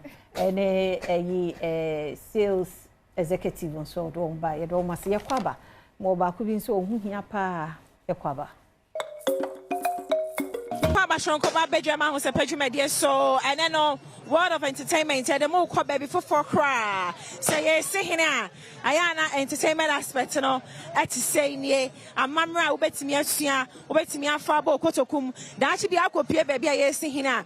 One sunny echo drama no na sitre and say asa musa fashion sense no ninga na betwa gu Badwam ho se padwumadie so at your mom the sister Sandy be a guy Menesa Okuto me director and a Richard Akwa and cinematographer meneno nam yenchi bi na yenhwe sania etie na hu me mama no mo ha say o ma ho fama no adamu shron kokra mama me mo akwa baba Adom TV so ejimo so wa ho fama ma hu say efam ne kokko ehro ne etuntum eno no dwumade bi say no de na gina ho ma ejina ho ba say ye ni abre sa na tie hu say ye ahemfo abokuntunkunu ne kokko a na kire say ye ni abre sa papa eti ehini no bi pese okwase a wo so ofa ne hu say ya oh we ya hemfo ne ahema neema but obi a okroba de eso ye black no, it doesn't have to be say a same way mama nka ni de mutimi da na ho kakra na ye hwe kire no obi pese osua aha say bam piao ho aye fe ye pa ya da sipi to me da masi bebe na chasa mama we num nyina mpanimfo afade no asante akade yeah, asan. Akadie. So akadie kakra. Chira bom. No, mama why you fe pa? Yo, asante akadie e free danchira ene call asante. Aha. Eti ene braba. E free asante atwoma enkawe. Ye ne danchira fo e free danchira ne ko enkawe. Eti we ye danchira ne atwoma akadie. Se kutu bam. Omo hwa ye fe me da sesa mani atwetwe nkomo ye ntwemben drumming no wano ohini bom na ye hwasa ne atie bom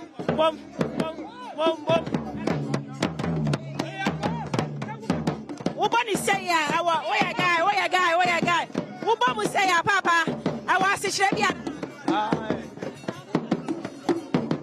awa se kire bia na sani amo bon twene na awa se I don't know him and the papa ohima twene o papa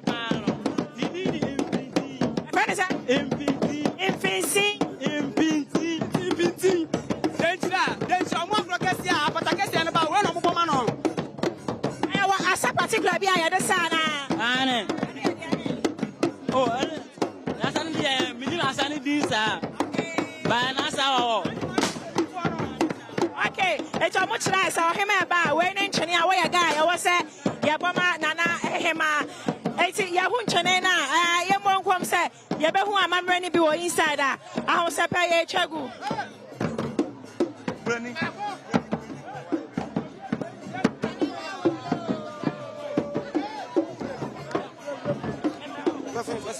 basi on tu ami mo mo fa mo be tuma me tene se o tu me pa no ko inside wala mo fa Samre de abani say ya na chese manfo gina bokrado me hu se ebi mu krekra sekan bi ni ade anka yeti me tweme o mama o mu kire mu a aka ye hu ba ebi ye nya akwanya ne de age se ye twagu ade kira mo sa ye ntwangu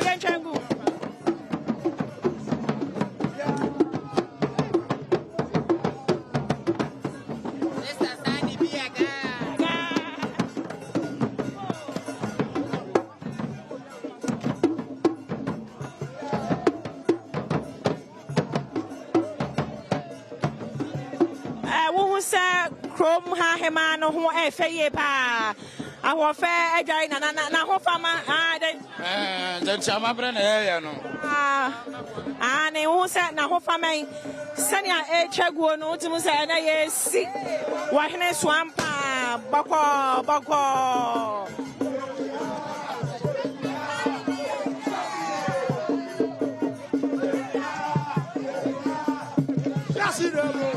Papa na anyam na mo to na se chane etipim se ohini ana se ohima abetena se a oni atwese ni abere pa etipim fo ye ba ya ye free If you just in there, babe. Hey, Adi Braba. Yo, Medasi. Was a year in your one. One more 12 years, and I did Jemo de Bacha, Mopia. A more a day, what I say, power, Biedi, and Rusia, Moya guy, Mamrania, Mania, Yako, Achamo, I say, Mamma, what about to Swana? Yanchin Mare or more, say, Yansha. Yes, sir.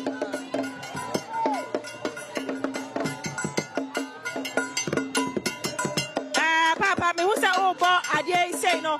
Send your oh boy, I was a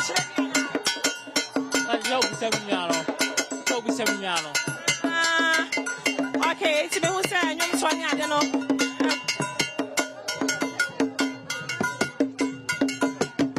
I just said, and Katesia, Mabawa, and Penny 4 will be any young 20 or so. Now, where I sabai, I will say, I sabai, Sandy be a guy. Okay. Obani abriye pa ya twaso. Okay. Anyom no.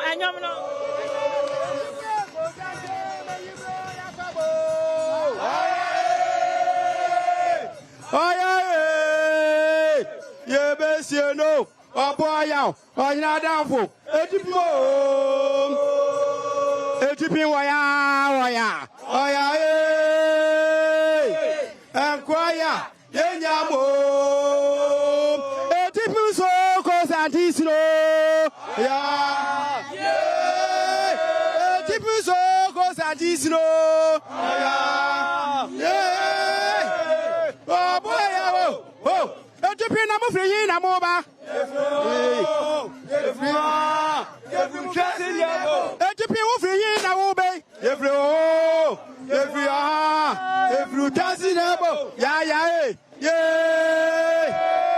Oh boy,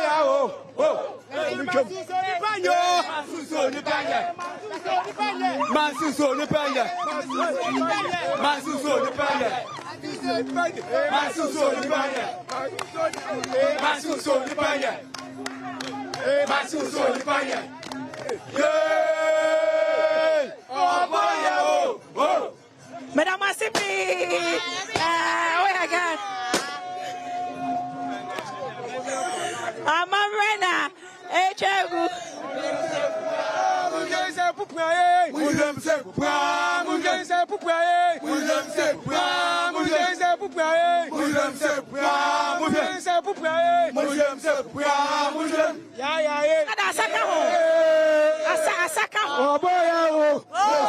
Asaka dia muye iwamu ana monsama yana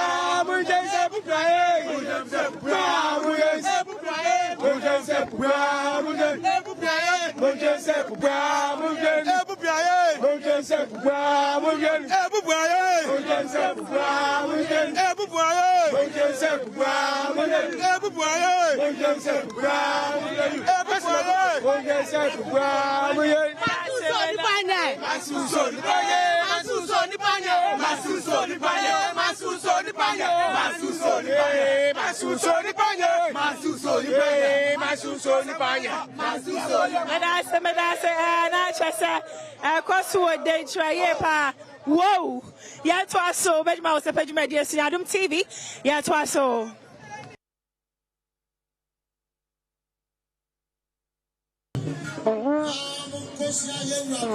I have what you made us who say I bought a day. That's a trying to say, it's not how my day, you made your man send a mobile, and you ever see any much train come on. Now I was a page media, so I be about one to them. Oh, once I want to say, aha. Papa, me more Papa Badwam TV, Pacho Wooding. Major so, Pacho, your friend, Jaku. I had that. Okay, die on some more body, and the young Cassade say. Your friend, and man song, yeah. Let's make your man sunny apple. A bra, yes, or henny, and a bra, or henny be echo a cra, and no, and I to me a boss out the way. I am now, Madame, American, so no day. Actually, saadi we ye bobebe ba na je se asem kase bi ayede esi se asem kase bi ensi ya utumi embo saadi we enti de kiremu no ye di se se enya ma saadi we so beba na je se asem kase pa na ayede esi ya nananom enya sa saadi we eba to yada se I want to get the forward. I grow too. Daniel, I'm over there. Hey. Hey.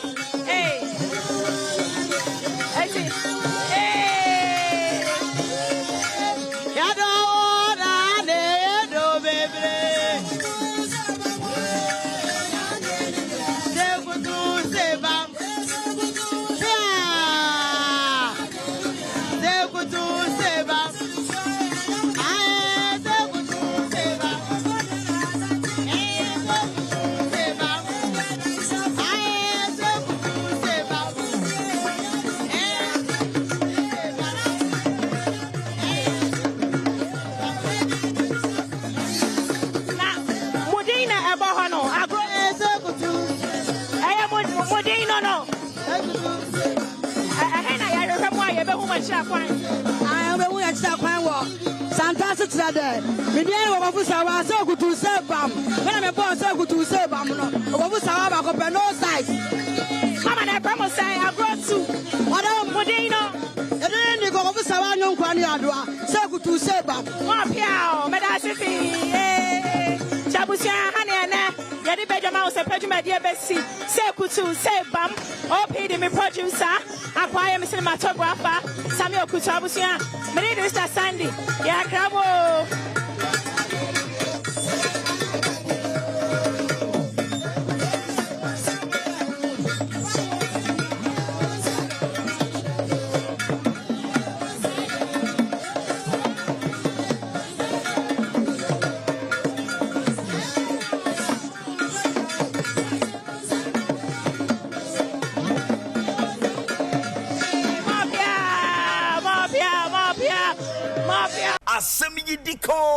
Asemyidika inna beka akwasi insia commander 6 kano sedi etie da bia maka cho se beka ne sedi esimi etie ya yemfa bi nka ne enyi bi nso emfa emfremu oh my god kanko oh my god yeyo enti ne adwin bia ese ma ne betimi asiye ne ma ne betimi anya gina pempapa bi e dia manchirima na yakasa so kra nkete ase betimi adodo ho kakra mede dia kwasi esi ase bi de ka breda edu se fa na se kese koma Kingdom Herbal Center omna kofa Kingdom Garlic Bitters na fe Kingdom Garlic Capsules dia badwaso me so na wo pedro betimi aboa tu ade ase ade amawa eno ane Kingdom enupa no Kingdom Garlic Bitters Kingdom Garlic Capsules ade ba ko be ya ma onie me se wa osori aso na onan no onsa no ayetitriti ye ka osi anase na achew etutu ho asere mesra wada wanhwe ya dabi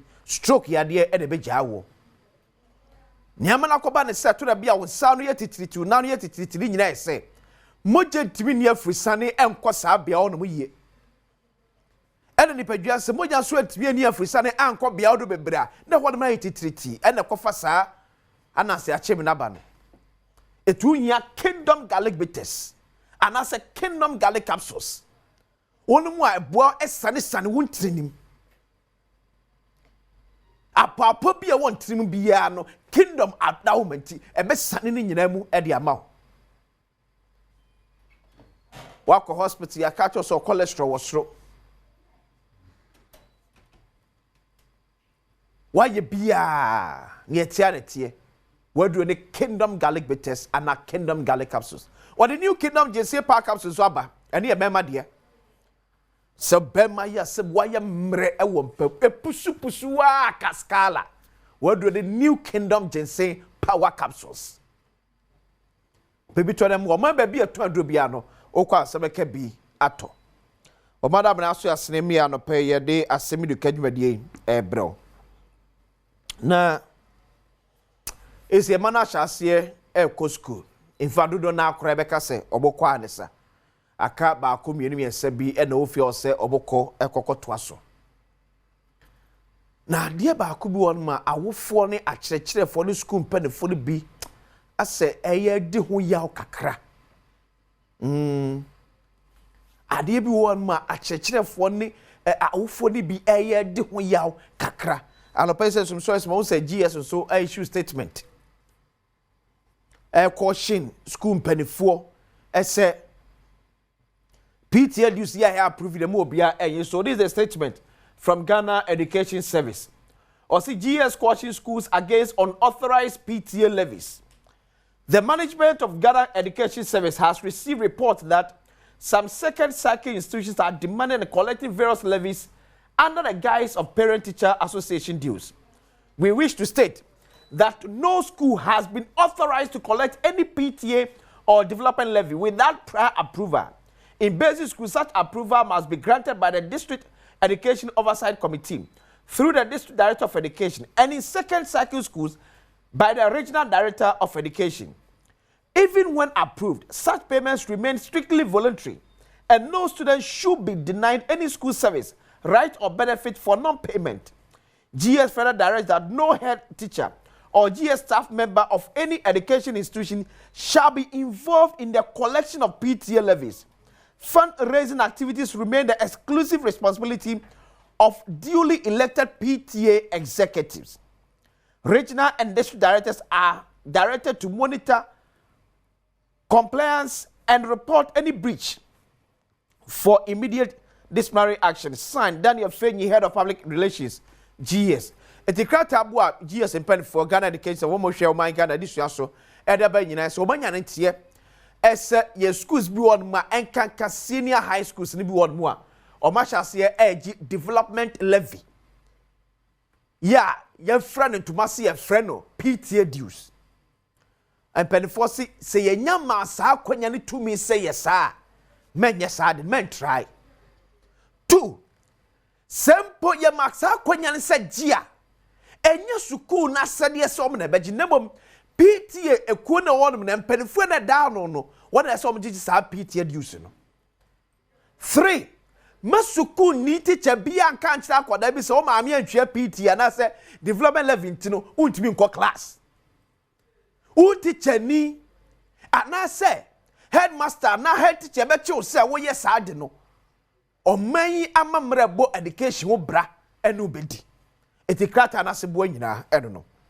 Na ade ba ko che sei atie sim ye papa choma me ye mofra na wo schools mo omo visuals no aye say afi there seems to be a challenge with regard to enkwada dodo a or say eco school any school dodo a enkwada betimi awramu because enne say issue ba ko by say school bi one ma be kono ne capacity you declare say e bia this year metimi ache kwada bia 700 but edu see ye placement no ya place ya man kwada ko ye 100% increment school no be 700 no wanya kwada 1400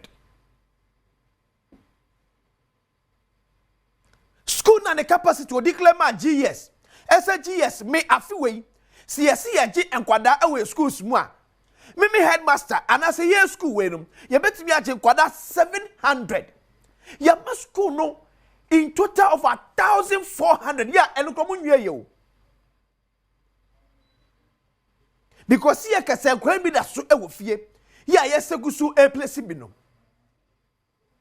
it is the capacity of schools no enkwada no aba amana broso eti acheche dan ba ko se enkwada bi abese aduanan 40 enetim no ubekona 90 adwokron enetim ye be kiro made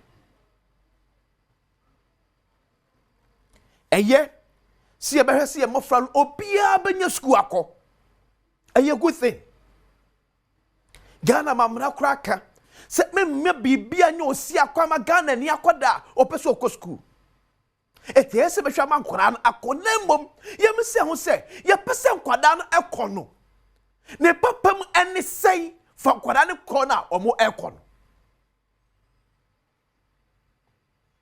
because the schools ne be ye overcrowded da teachers no ebe brom so na the teacher ni ba ko gina nkwada 90 anim e kire omade teacher ni ejina nkwada eba 90 anim e na o kire omade obedate me supervise san nkwada we. And we are talking about senior high school nkwada. Obedate me atene no e hu nkwada bia timi amna ni ekono ho amna timi akire ade. So yes, we are increasing enrollment. But the question is, what will be the net effect on a kind of service and as education? Yeah, you did my yamafrano.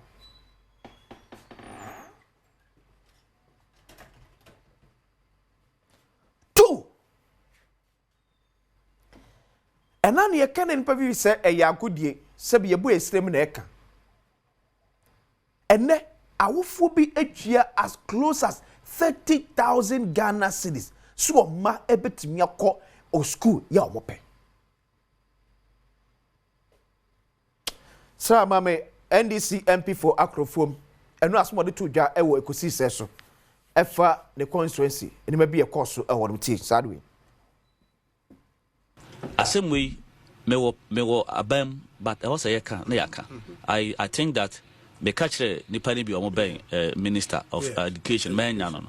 Hwese obi Asempa FM nice great or dia breme community 16 amete ohumi awa ya na wote se me MP no de buy ne ba no ope school bi me pese me body memwa no for kind of say placement within a week I me push no what me the evidence abekere me 30,000 cedis for admission to the school what year because of person one and a banner aden ye ho sa 300 million busa na the obano kwasa school na automatically obeba be ye president minister doctor lawyer teacher na say obeye den kwasa school na but well akwala na ho no person okọ e ho no okọ obetimesua na ade because e woni trim nkwala de so sa sika na nipa na je wanya ya place no 300 million Ghana cedis or the 30,000 current cedis. Yes.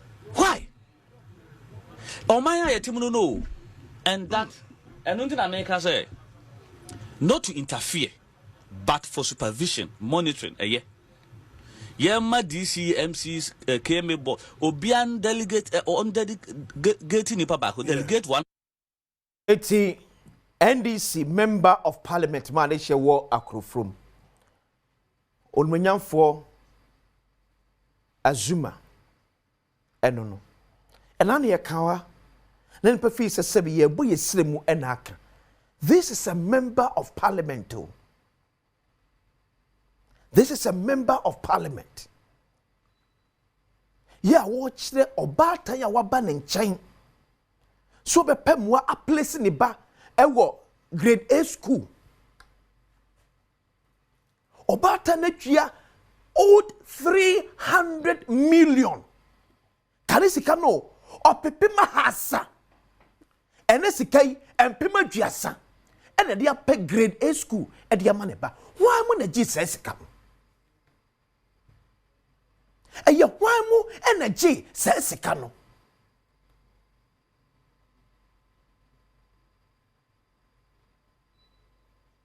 et you see ye see ya ni ama education a ye pese eye fo e ma Ghana ni akoda ekobi no in one way or the other asabe ye expensive e de ama oba time et necessary computer na place u ba na office say akakoda modi monti or say konya say school mu a how can you pay 300 million see you from place u ba e wo school why na Jesus kano Ghana Education Service, will you be interested to find out? And kwadana ye place you mo echo schools no, ye place you mo on merit.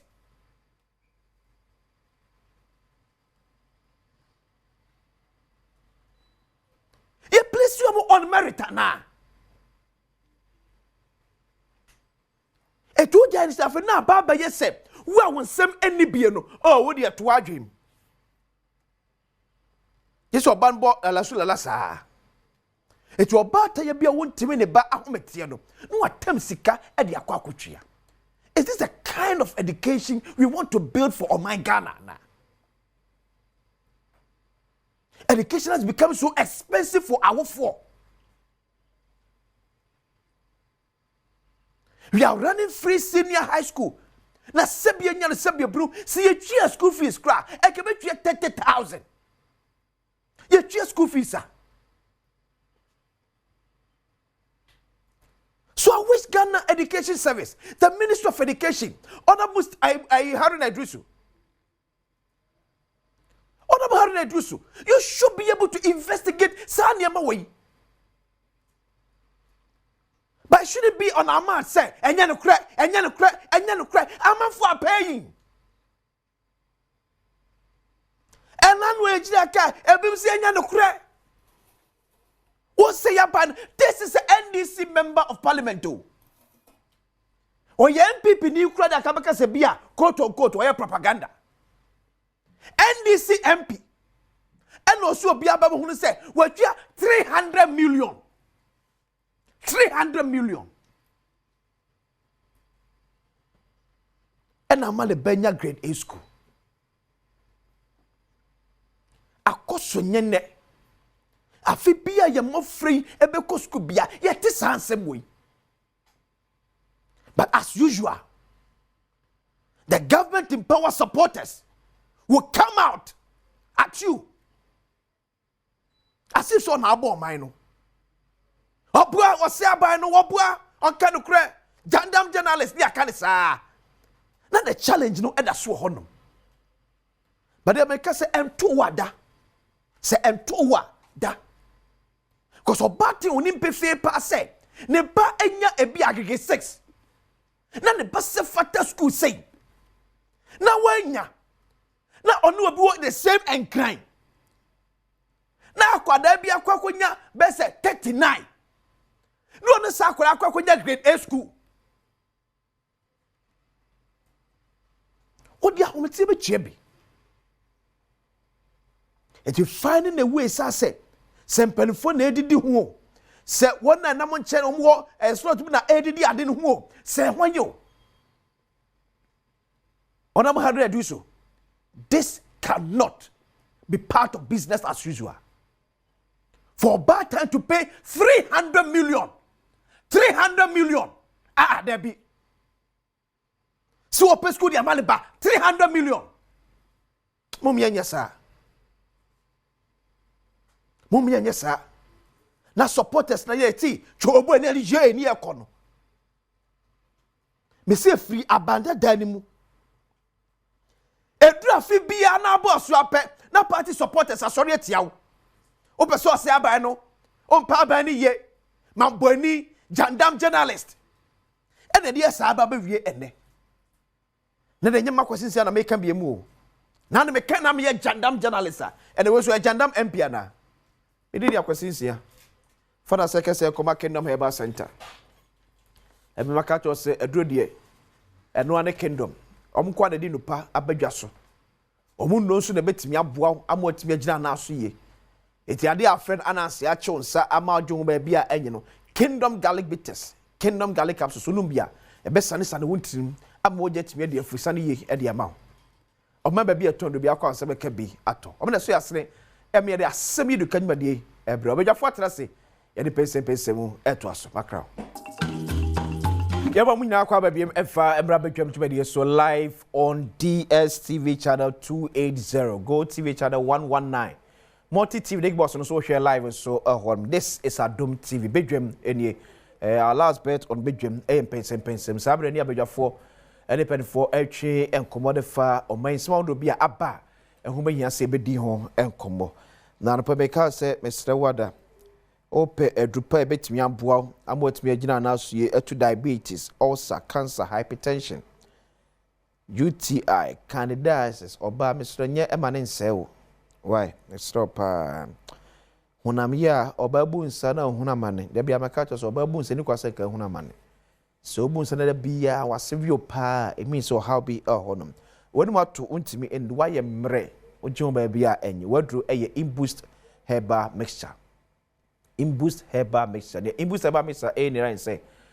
nipadua no akwabu mu a ye frɛ no immune system ɛno ɛna natural nyankopɔn ayɛ ne sɛ yadeɛ bia ba nipadua no mu a ɛnko ɛmfɛntia bɛto da bia obehia kyitaafo atumi apia sɛ ne be ya yadeɛ odo ba nipadua mu no obetumi adi so nkonim so immune system ano yɛ mmerɛpɛ ɛna code ba no anyam tipae ba no anya bi yadeɛ bia bia no anya bi because immune system no say fight against yadeɛ no na ho onde no ɛwɔ fam ɛnti na behia imbus herbal mixture na atumi apia immune system na chi na akwete ahodo a ɛwɔ nipadua no ɔma ba bi ɛtɔn do bi akwa nsa ɛbɛka bi atom imbus herbal mixture ɔse oposini no ɛdro ɛno no na me wi asem de kaya no nso obi asane message bi ɔse akwasi good morning. I know a friend who paid 15,000 cedis to get Infantiman SHS. Enti me entratra ni enye din. Mo me entratra why? Mo me entratra ni enye din. People are cashing in on it. Senena MP no aircan. Or number kwesi akwa atenase or your former deputy minister of Health and Member of Parliament ma Adeshewo other constituency. So na boko there. Nyame adomine. Ere me asa also constituency the unyam say issue ni bi. Oh menya bi. Obviously. I mean this is a national thing. Many can find Jagesi ma wa hwefo tissue ni Adeshewo achimda wo madarumanti mete ha. Placement issues here. Baby anyone mo abeka say ebi ni ho. Secretary. Na the ya ne say ye beba wo MP ho. Because in the past no say be ye wa ba mu no na ye easy see yeti bi boa na yeti bi boa ma ebi nya mu schools. Nti ene no wakọ yes you ontua sika wa ba ho. I have paid money. What share be that? But sika e dey my parents bi. As member of parliament. As a member of parliament. Waba honorable be ban school say they say we nya baby onya ye no o say this say ni ade timpacho me will say so me so. I have paid money. You sure be say?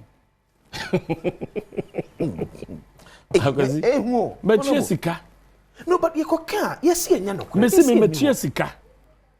And I'm being say in the past the say be ya wa ba munti na utubi buanko for me yema wo mo e de woni aba munti woni access. Enti da no omaba. Omako. Afie kura de ehu. Schools bi a sebe ganya kwa so utu ska kura no. Waba ebe down. Say ebu on mo ya da today. Baby e de to a day no. Ebu wa ontimi ma de ba de nkoji so ko high down. Honorable so when me am boame na ma nya body na ma ne dia so boame na me peska dia high nine itida by body na yesi be jimsi dia asesa ma me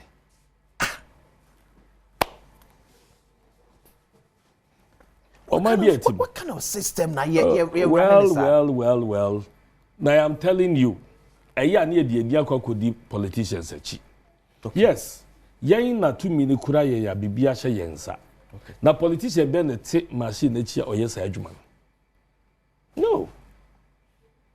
Any politician be a an ordinary public servant, civil servant, Yaman Juma Oye. But on also who says Sabri and the brand need be a akan also cut to now so be a or Jim Quadra crab 50, 30,000. I was saying Yama way binti and you're to about here if you are placement in school 70 away for we bra PTA and 7 money a day. Because we insisted said never be on my ma enkoso. Oh yeah, we will deal with you. Okay. Oh yeah, headmaster that's ye who either say transfer and you be you if you we punished a lot of headmasters. And you know a koba say headmasters no e gange up against us. And na almost so influence no omone enkwala ne kasaye. And can kwala say be ya show free searches near the dear and can your bonus my but they influence them just because ye fear bemu ye fear bemu and then mobile ye and then your free will and then at one part or so then the back school I want to ya bibi free searches say yeah juma okay yes yeah juma but people are still paying money and no you know supposed to be from yeah Kofi Asare. Yeah. Now, me who post Ghana Education Watch. Yes. Or say, the extortion in the name of PTA is just too much. Hey, some SHS charging poor parents up to 600 Ghana cedis during admission. PTA guidelines is set aside. Where is Ghana Education Service? But me say Kofi Asare, I can crofua sebe in the run up to elections, you know, yeah critique of our government. Any free SHS near they know. Well, they were not kind to us. Okay. They were not kind to us. And some of them can ye ne mom ye bebre no. Ya dia sebe amanfo gina so e kan say ya ban ne ye mo ye homode die gongo trafie. Na ni nyina ye pevu way e dia ma a group of headmasters bia wo bo pe that free will e dia ye de wo pe. But you better let me deal with such situation. Ubi sam say betimi ana say you better let me deal with it. Well, I think say betimi deal it has to be say ye nyina benya a concerted effort. Because as politicians, you know, ye the say ye wo if I say ye wo akwenya. Okay. Say ye besom. Okay. What you say? But say who ye bibi na say at the end of the day, sad ye no e be kwati amanfo. Who ye bibi na sad ye no e be ma amanfo buafu. Yeah. Who ye bibi na sad ye no e beti ma ya to abatia wa. Ya we ye careful kakra. Okay. What does say? But ye who know say this is a system that must be established. Ye the aba free such as any aja to me boy abaso the whole world amount for boy abaso for a country like us, a developing country like ours. Ye timi establish a system where ye koskwa ye ntua we. But nipa as they are, so won't tua fees in the dia and ye wo ba ye bejo kakra. Okay. And no and na ye ministers, ye Ministry of Education, ye educational sector do ye ni briba ho no ka say if you dare do that, ye be transfer we'll deal with you as a headmaster. The headmasters ganged up against us. One of the promises of NDC, say buffer stocker. Na ye know ye de adwane form so de schools ni ade do. They promised the headmasters ni ade say wo mo ba mo mo kwan ato. No matter mo nuane. You understand? So in politics, you know, who identify a lot of groups are also influence wo. They do the things that will make them happy. Until NDC yes ade ba ko be ye beboa headmasters no. Esa so mo bofu ye dada.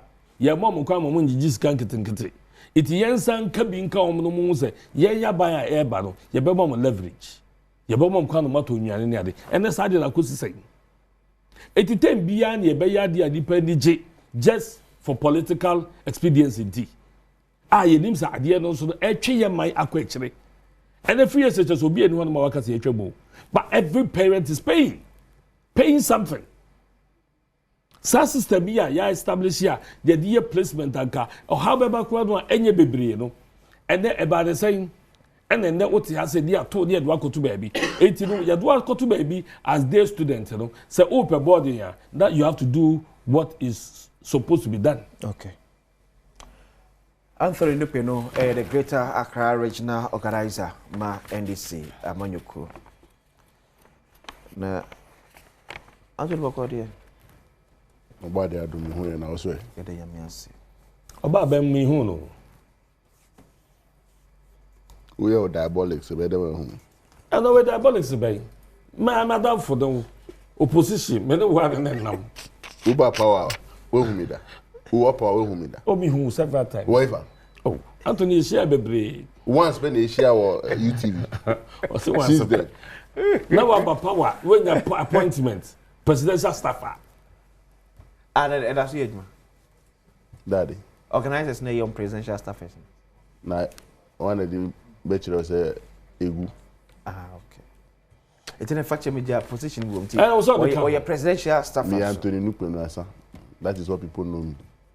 And we be ka ho e betimi akọ ene. But it's still important. You have to let people know. No be an enya position ni be Anthony. It will when you be o se e ka. Ni o se je ba ya de. Wa bo abaso. Wa eduma. Kosi? Nupelo. Michel ni ahwefo am. Ntim Fordjour so da ase. Bra penyu hu tse. Me hu ye pa. Nti na se na wa se wa sa sisa no. Yeah here. Se na se hu video we two or down area ho no sa are. Galamsey nsem no. Boni be na ya yo. Na se na Galamsey start to order. Oh, say that o ka se Galamsey ni order. Debbie, it has never been there. It has never been there. Anthony. But the school placement. And then a member of parliament on a ticket of NDC in their catcher said,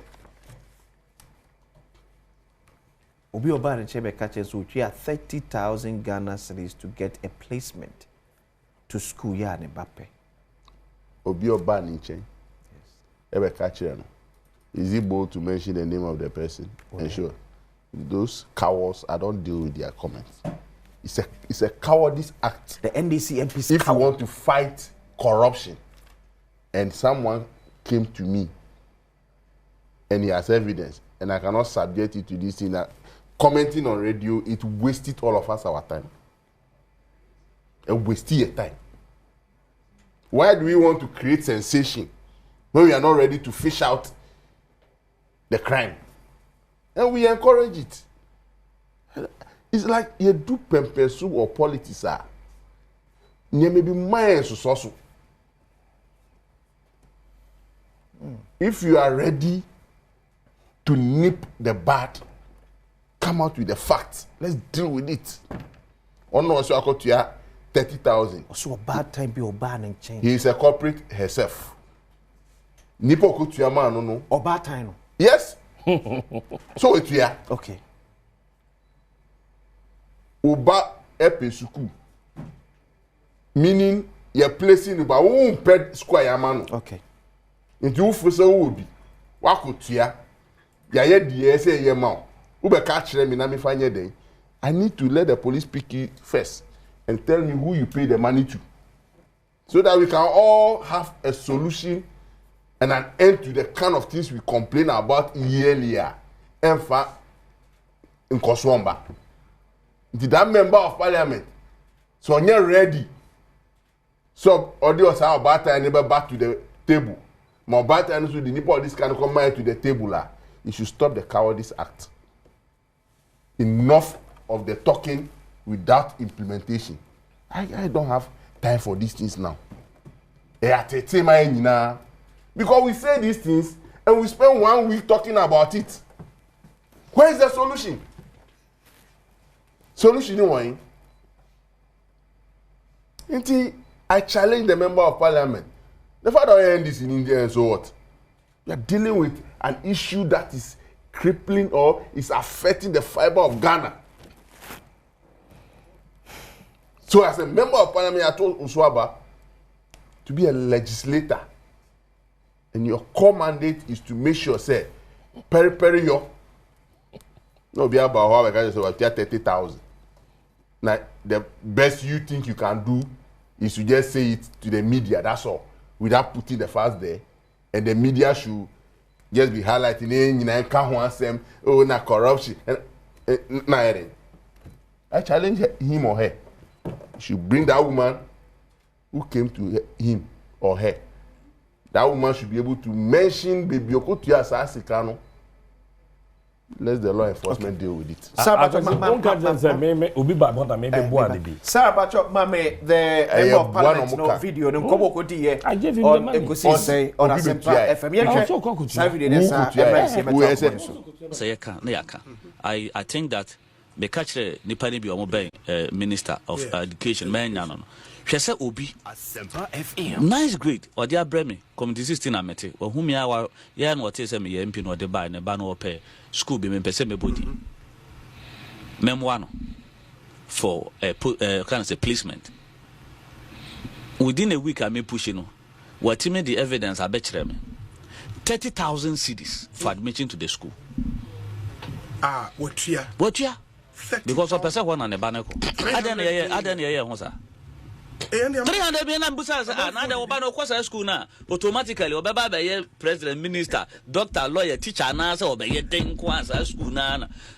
But well akwala na ho person okọ e ho na okọ obetime sua na dey because e wo ni trim akwala dey so sa sika na nipa na dey wanya ya place no 300 million Ghana cedis or the 30,000 current cedis. Yes.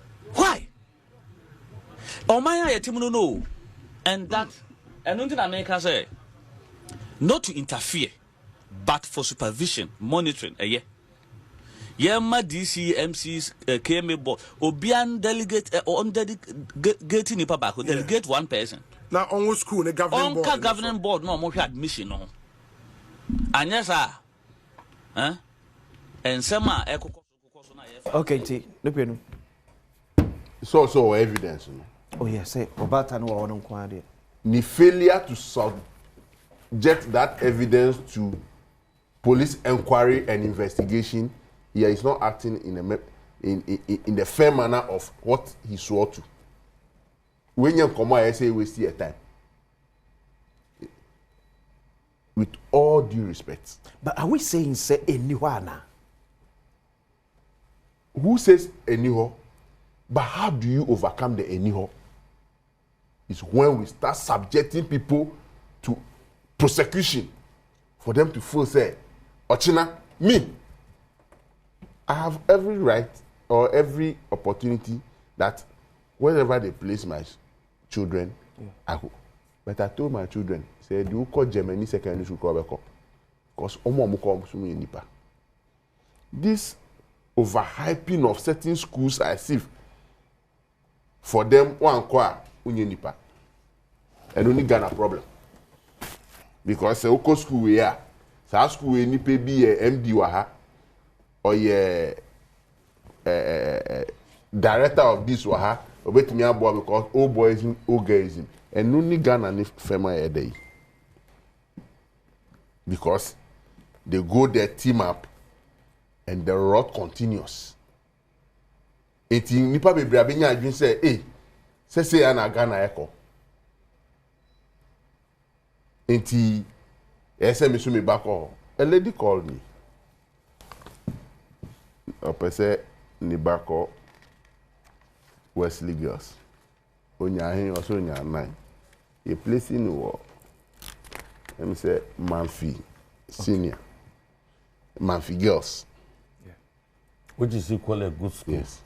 Then be saying say Manfi girls and any panic all. Say be ndre na guo. Won subai. Yeah. Wesley girls a Methodist school. Into omo hwe no. Omo alternate Methodist school are equally good. Omo di oba ko. Oh, I'm ready to pay anything. I said, me, I'm not ready to take your anything. So I carry so could be BBA. I'm not ready to take your anything. To make sure that the banner call Wesley girls. Yes. And I need to frame me. Let me two need to say, as far as me no, my senior high girls, no, it's one of the best growing girls schools in Ghana. I'm finding the banner call. And the banner song, do you have control over your daughter? Or she has a control over you. Tina hona obaniti ti wene or china ube hu so. Me san 7 and fan ba me table so. That ka frame now see we nya placement kwara dia. Okay. I know what to do. But we nya now see who did the opening one and con new school no. Until the minister must take steps to recategorize these schools and destabilize the system.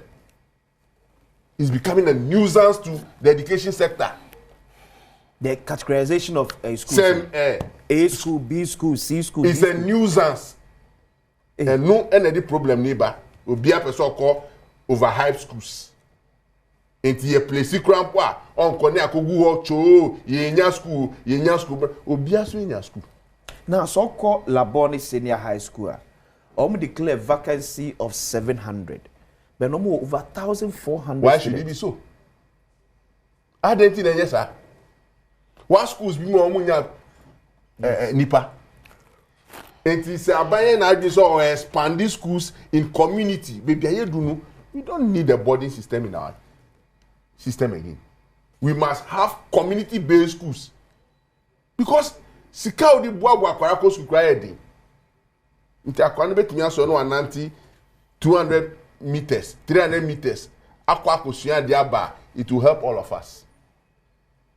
Say ye jumpy all over. You trap boarding system. Famous metie woman be odi ne back or a girls. We no ni who so odi ne back or home. Because the condition alko metie and ibanu ko akodemu no, he is discouraged. Because when you know some upem say we mark a girls. And you are placing Korano more than the boarding system.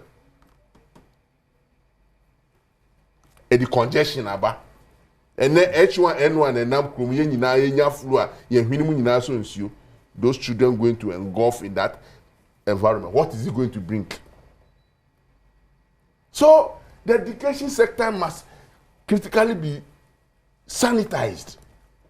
It will bring that corruption, to bring that indiscipline, and then be some secondary school but to dress bed. You know, call secondary school. Because in Panipo you want to dress bed. Omudana adiche obi apaki mattress. One dressy bed. So that thing has lost in the body system. In Koran in a boarding house, animal to use cutlery, because boarding house don't quite be chola lanti. Obi aji no na compa no odi. The using of cutlery is no more there. Tell me I'm lying. And what are we doing to our education in the name of this wholesale free SHS? And we are producing nothing. Well, let's continue this way. What future are we building? There must be a strategic sanitization plan. So that those who think say, ombe use placement, whatever, enrich your muhono. Yenya ano pumasibre. No can buffer stock. E buffer stock na kofudio ye omu ye chomo kroma. What was happening there? Say Gary keke. Metro ntimi ntowo. So ka ko senior high. This say be ji Accra. Gary. Mukoko. Gary ayechi wo Mafikumase. Na Metro Mafikumase secondary school be back class abeji Gary. What kind of system is that? Na so buffer stock. Were they ready to build their warehouses in all districts so that the schools can go to the district warehouse and pick the thing, or drive to Accra traffic?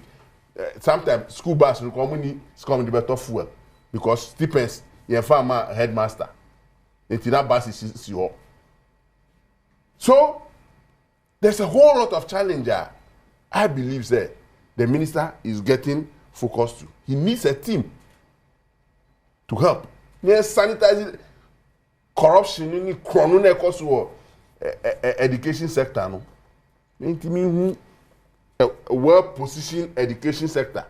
But saying in a bed they didn't have free SHS, and away and Uncle Food Jessica, Koy headmaster and ready a better. And the multi parliament says, I'm leave. Baby Bram would you call Tinabo Chino? Ah, was it? Muahina, was it recess? I'm Mutinamo constituency. Was it? Mupe leave. I can't. 3 months recess. Muma Ghana for Bunfu. None so favor. And no one to parliament. And I want to so believe. You know, what I speakers on Ganji say the MPs. Then you go catch speakers on country. The Mufa agronum bra. Mona Moody agro a bam. You look ill. Mona Moody agro a bam. Mupe leave. Baby, baby, mamu then I'm here and I'm going to believe. Bra baby, just come. We say good morning.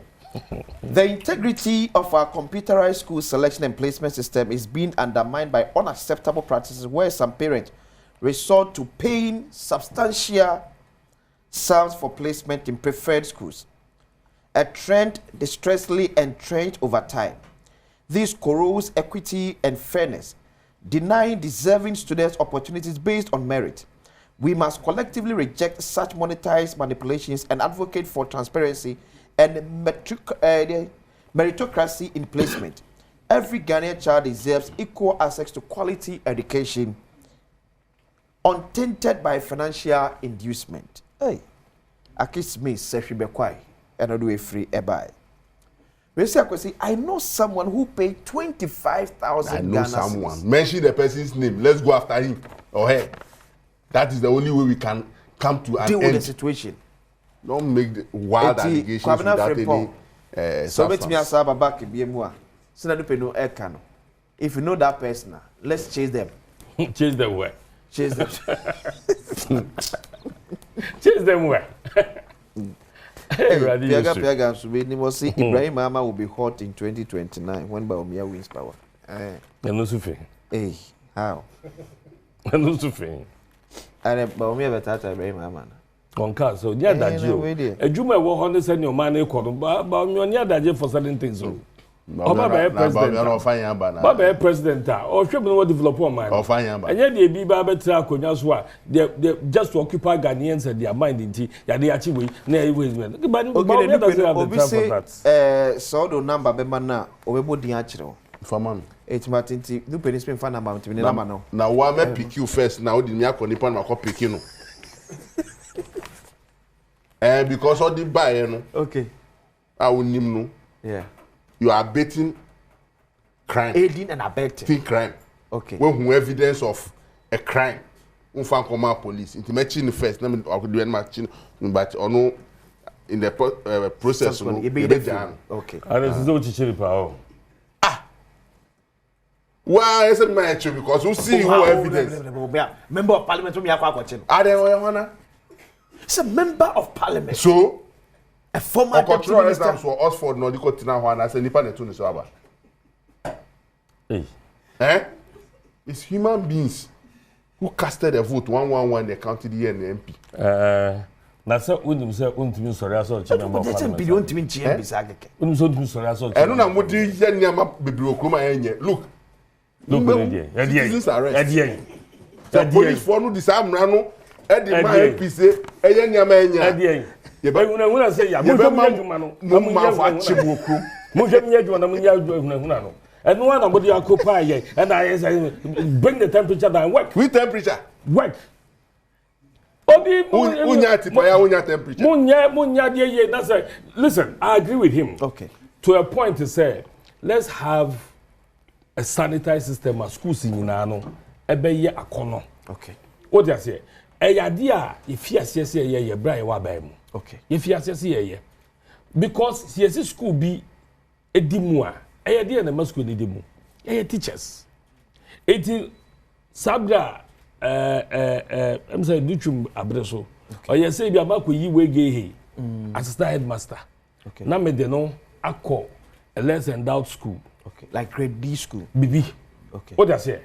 That so ye so school sir, you say, me good, no, ye your teachers me and be them fan ko because me school Adom secondary school headmaster be ba ho da ba en do plan catch man say honorable boame ni enye grade A na so kwan be so ne be fa so grade A or say you hear discipline you hear infrastructure okay okanema me so say 9 and I'm say oh the main ma fam metimi aye bia no me ye de aboa because I will also feel proud to say at least yeba be placement na me colleagues be ka say oh Mr.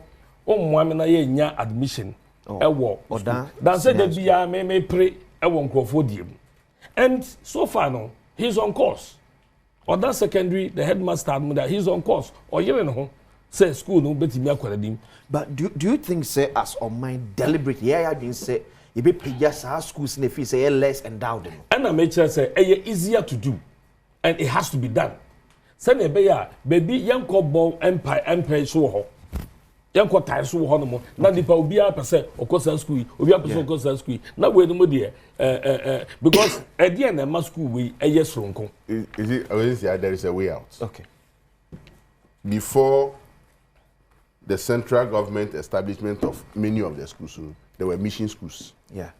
The Catholics, the Methodists, the Presby. They took the forefront.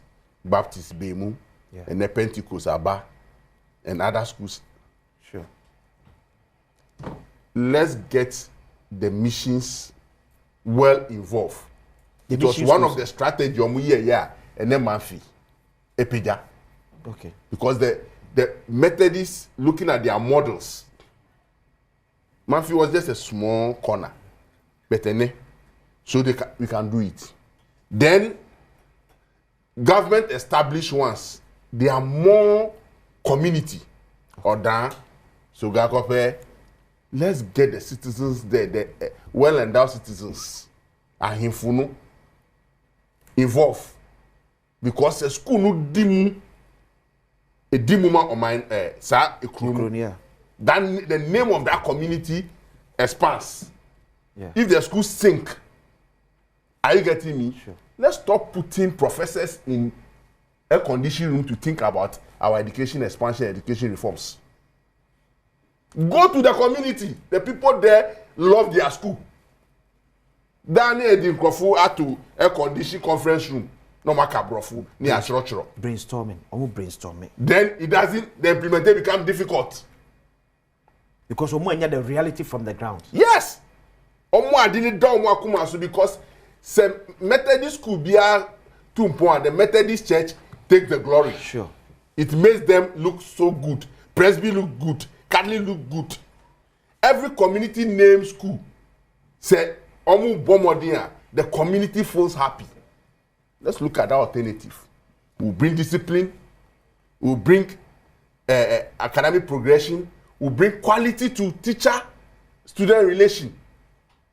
Post teacher cost school now be a better problem. How do you want that this thing? Teacher. But the community can provide accommodation within the town.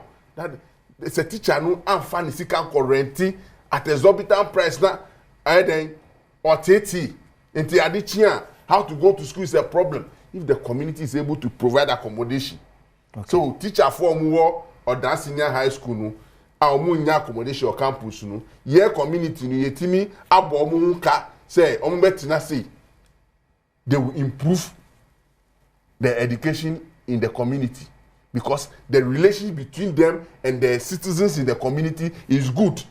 Benye say teacher ko tina krom na miscreants we tata no or the girls echi or you say just weird mindset to attack the teacher. How will the teacher sit in the community? You will live in the school's office. Let's have a proper road plan. For me, I disagree with them packing bourgeoisie and intellectuals to go and be planning education when they don't even know where the education, like where the schools are even there, that they are making plans for them. No. The reset must have a paradigm shift. So, Honorable Haruna, or Adiswa Baby, enough of dealing with more. Look, the education sector is a big sector. I think it's the largest employer also. Yeah. Aside the Ghana Health Service. Yes, the largest employer. But the impact, the people who make the impact are struggling. They are not happy. Not that the teacher doesn't want to teach. It is the conditions. Yes, it's can be oh, yeah, free SHS. Yeah, told you any man Korano, yes. The citizens fall back. A corner year, the citizens will complain. But the question is, citizens in the contribution then you've put them back. Don't want to teach. Our foreigners should find a way to contribute to the school normal icon. Contributions in so many forms. Okay. I've been chere. Okay. Are you getting me? Yeah. Look, I'm not a the school feed in back room. Yeah. The whole idea was that community na school no because will own it. Say Adichia, they provide the tomatoes, the cook, Jenny, Sanyamano to support the cooking. The government will supplement it with some little stipends for other things. Enya was our community no. Okay. Ebia enya nam inti entonam. Yeah. Enya inchini inti enton chini. Enya rice inti enton rice in kahu. So that community supports. Okay. Bene abe a contractual behavior into the community participation is no more there. The community nuclear grow tomatoes. Now obi betime you one bucket wa be chest school so mfe ndu go onye. Because obi na adi contract. But the community man no omo ye duane na. Anka omo ni bibi omo fa sa nyama nkete no. Efri. Na sika kakra na aba no omo di beto no more quality food. Okay, na say yama contractor enye community for na enya contract omo de no aduane yama school for no. Yakofo obi outside the community. Of course. Eno no nnuane. Yes. E say onchine tomatoes o je ne asa kone ko pay bibra. But obi nso wa ha. Yemfa. Yeah. I get you. That was how even some boarding houses started in this country. It was because omweni jina omudi nya say oh yeah the school are brave no. Yeah. They were ready to offer anything. Say school ni be dim. Sure. Anything as adi na era all because procurement. Obi be tu hun san obi anum hun kwan. Nti so obi akọ tu hun san obi anum hun kwan. One on the offer need free best support. And then our secondary schools in rice growing areas. Now conform producing rice, they are not willing to give 1 bag or 2 bags to support the growth of those secondary schools. Because someone has taken a contract. So who is going to introduce the better or say better? Okay. So there's a whole lot of things we must all do. Okay. Other than that, we continue talking these rituals every year. We must reform ourselves. It starts with us as citizens, as Ghanaians. It doesn't start with the president. It doesn't start with the presidency. It starts with all of us. You want people catch yourself, but now when you're ready, so stop talking about it. But I see. Anthony Nupeno, a presidential staffer, the Greater Accra Regional Organizer, Emma NDC, Amayoko. You're there, Waba. Emma Betua and Commoniso. Still on Galamsey. Big Germany, you're here. Okay, just have a BM now. Quick one for we move the Galamsey Commoniso. Quickly, we'll be joined by the head of public affairs at the Ghana Education Service, Daniel Fenyi. Na yena di enkomo ya yedi etwem we ni ahwe ekwan ya the education service no e dey sad way ebetimi afaso to deal with it because our phone ntimi da bia enkotwea such a huge amount na one fam pe schools and fama womba and senano peno e can looks as if say every year bia yeti sa asem and na metwea 2 cities na metwea 30 cities na metwea 10 cities metwea 5 cities. So the question is, what would be the best way out? Are we willing to say to me is a categorization of senior high school see at the free one now? Say where you grade A school, where you grade B, where you grade C, where you grade D. It then say okay say school we pay no final grade the school no. So grade D school the menko. So how are we going to deal with it? But to say na the fenyi I kind of manomra inside the family. Many Danny any enkomo quickly be now nyakwan enkotoa na dwuma so on office so then efenyi and a head of public affairs but so ba ye no beti enkomo adoko se akwa yes na eneme hunu publication be what's the paper say then is it the new crusading guide? Yeah, I think so. Yeah, the new crusading guide. One Brim Central. Aye. Oh, constituency. Maybe constituency. My constituency they achieve more than. Constituency they achieve more than. But municipality, no. A municipality. Municipality. A Brim Central. Brim Central. Municipality. Municipal Assembly. 15,000 Ghana cedis Galamsey extortion scandal. Brim Central MC fingered by Solomon Kusibrako Paris allegations.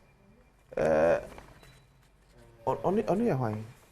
Solomon Kusibrako the municipal chief executive. MC. Your what? Brim Central. Brim Central. That's all constituency. Maybe constituency. Now no pay me be na media radio be a frame. And obisa me say minim ase me hu bia na mate. Na me sure that be but in fact no pay na be fi constituency. But me if you know na be biasa. Just that I have been at the forefront of the Galamsey fight. Okay. I mean, we are waiting me biano. Ebegia to me say maka Galamsey who say more. Titu ne say achimoda. Maka esisudia say ya wa bemu na Galamsey ni ho. Na MPP wa bemu. Na MPP wa bemu. Na Galamsey ni ho. Achimoda. Debi. Ti ka Galamsey asem a MPs bi ebuofoni epe kwan befa so etu ase ni ade no. I didn't have that problem in achimoda. Yes. But then mrantie nam krum do mukura ade no de Galamsey no a asenkwala anopa omuku school bag so me kakra for me dan efenyi dan boko de yam ya daroma yam ya say Ghana Education Service then a quick one we are aware say awofo bi so mu tue sika to get omoma into preferred school see obope. Let me indicate medase let me indicate, say, yes, we have received some reports. Okay. Several of them from parents, from students who are worried that some people are taking monies here and there. Yenya report, baby. Unfortunately, for us at Ghana Education Service, you know, our approach has been that anytime we get the report, you know, you're stepping in, nanka address a situation, no, i.e., getting the persons involved or the corporate involved and probably punishing them or sanctioning them. Okay. But it appears that after complaints, you know, a lot of the parents are not willing to move further than just complaining. In other words, giving us details of such persons, you know, I am almost gatekeeping information from us. Okay, so our phone now a complaint say Ochie Sikadema Obi. So on famua na on pesa school and bani penabia man. Omuba, omuntimi say esimesi na so benten and Ochie Sikadema. In fact, frankly, let me surprise you, say, as at the moment, yenya even one name. One? Yes. Meanwhile, me personally, Kurano, my friend a bit more, my follow up with them, pleading, literally pleading that give us the names, let us go and work with them. And our observation is that for some of the parents, actually because they liked it, now we pay school, no, and they went to pay, so it's almost like an underhand agreement. Okay. So they are unwilling to release give the people out the details, but for Ghana Education Service, let me assure you and then the public that education is free from KG to the senior high school. BBI is free. Into any attempt by any persons, even if a staff of Ghana Education Service or anyone at all, to impose any form of money from the placement process, you know, to now we are receiving reports of some head teachers collecting various forms of levies in the name of PTA dues and all forms of levies from the students who have enrolled. No, we are ready to clamp down on these persons and then. So then it means so you are ready to clamp down on PTA dues? We are ready to clamp down on any form of money that hinders the child from accessing education. Sikabia school for Begia Ntim School in school. On to me school. And I'm saying this. But see, I said that why you. Sikaber Magia to say headmasters and head teachers nebet miaji or secondary schools. See, say I say Yanjis Kabiantum. Yanjis Kabiantum. Zero. It will be a walk school biano. On Chiashi. And this is a 1 person 1 po. In fact, that's not even a conversation at this point because ya bro. This point of should we pay money, should we not pay money, and yatra that level. No? Now we are looking at even expanding access, getting all our children involved in our education system and all that. Into no, obi obey impose any form of money. Bian, you who say you are trying to destroy a national policy that already exists. Into no, we are not taking it lightly with any such persons. Quick one na afenye. I don't know schools ni be nya students sama na broso. So far, before the placement, you know, we engaged the various school heads, you know, to give us numbers that they could take. That is vacancies. They should declare vacancies. Sure. And that's the numbers we gave them. So vacancy BIA from the various schools, no, those are the exact numbers we posted to them. What you see and consider say a bit more overwhelming numbers is because majority of the students are not reported on the first day that they were supposed to report. So, for example, I personally visited some schools, Manfe Girls, last Saturday. When I got there early in the morning, around 8 to 9, about 600 students had already reported, and they were going through the process. Into what you interrogate here, you would think that they are overwhelmed with the numbers, but actually, those are the numbers they gave us, and we are. So, for example, school be said Laboni, more vacancy for 700 students, but as we speak, they are counting students more than 1,400. Pre-sec, who could do and my headmaster say a Jimin Sem Kura, and a school also quadabe 40, 50, and all one class. No, they are counting about 90 students in a class. Why the yes our placement? Yes, so as I earlier indicated, the placements were done based on the vacancies they declared to us. So far as we are concerned, you know, I mean, behind the machines, those of us having to do with the placement itself, you know, we work with the numbers that they submitted to us. If per any chance, 1 or 2 schools are recording numbers that are more than the vacancies. More than the vacancies are what the brain, okay. Then we will consider them as one-off cases or case-by-case situation. But we are aware of the Labonis in the high school, then? They have not officially reported anything. We are aware of a Kwada Achoki Ewo Presec. They have not officially reported to the Ghana Education Service.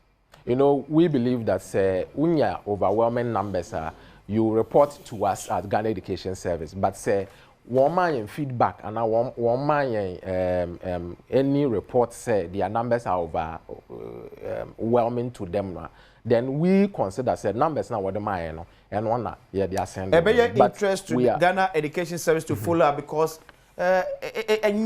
possible say kwada 90 our one classroom. In fact, I will assure you, we are ready to work together with all the heads across the schools. In fact, since I can say there's a particular school. Let me mention the name, Nkwanta Senior High. Okay. Just about 20 students have reported. 20? Yeah.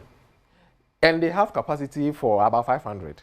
The distribution discrepancies, we already admit that kakra, and we are ready to work with all the heads to streamline all these things. But sir, Obi, any question on our question? Oh, no, we're fine. The person catch me new command say position of Gitano. Oman in Finya day because me say I'm born in female. Only baby. When you are making a statement, say you are ready. It is not about you being ready. It is your duty. It is a nyama course your school now say must see a reporting mamu. But the thing is happening. What are your district directors doing? What are your sector supervisors doing? The system is choke. It's not flowing. So when you sit at the headquarters in Accra and thinking that this thing, it is time you have a counter intelligence on what is happening. Liaise with the BNI officers in the districts because complicit situation have been with your staffs. Let the intelligence system go in there. Okay. Reset on the wall.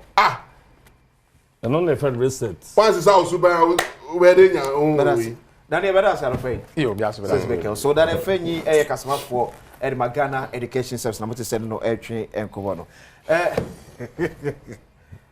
I was it. Minia. Galamsey in Achimoda. And she, me who story no. Okay. Na ayame mwa kakra. Esan say. Na say me who no say me MC press conference bi and social media. Eka say. Watch excavators be. You know, as Obia be di Galamsey Nechino. Watch excavators. I watch it. Or grant interview. I think I have copies of that interview. Okay. Tell my Mr. say me di actually.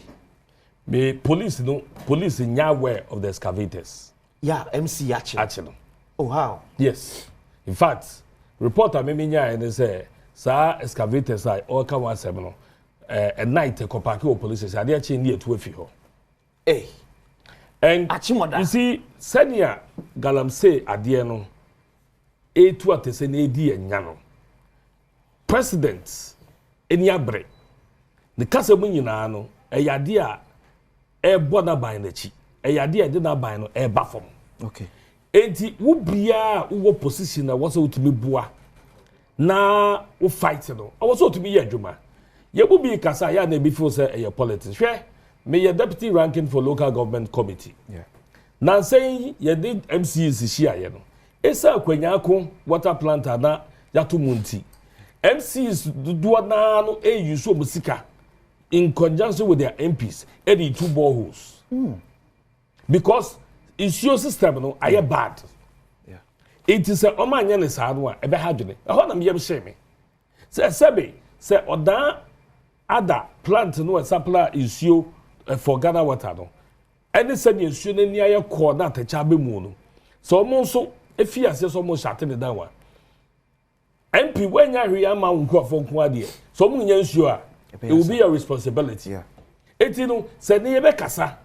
Na ye nyina de ni abrani etusu sa. O se etimi ye. But what small car yeah there be a chima you guys say. Some years back na Galamsey ni Achimoda. But 10 months down the line, yeah, Galamsey watch moda. So does it mean near your mining watch moda, but near Galamsey? Any a ba ye yabetu ogu say ye galamsey ana. Sometime back no, there was no mining.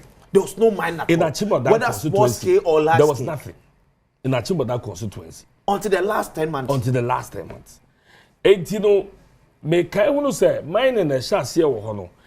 Aye BCC. It be fiase e di hu nkomo. And dey be amenya opportunity bia no. Na me ka say yen hwe de ekoso wachem da. Cause me ka tro say edura no pa. Mrantie a enam da kuromu ekura mo fra bibi say jigo say dey. Okay. Ni e dey bo galamsey ni ade no.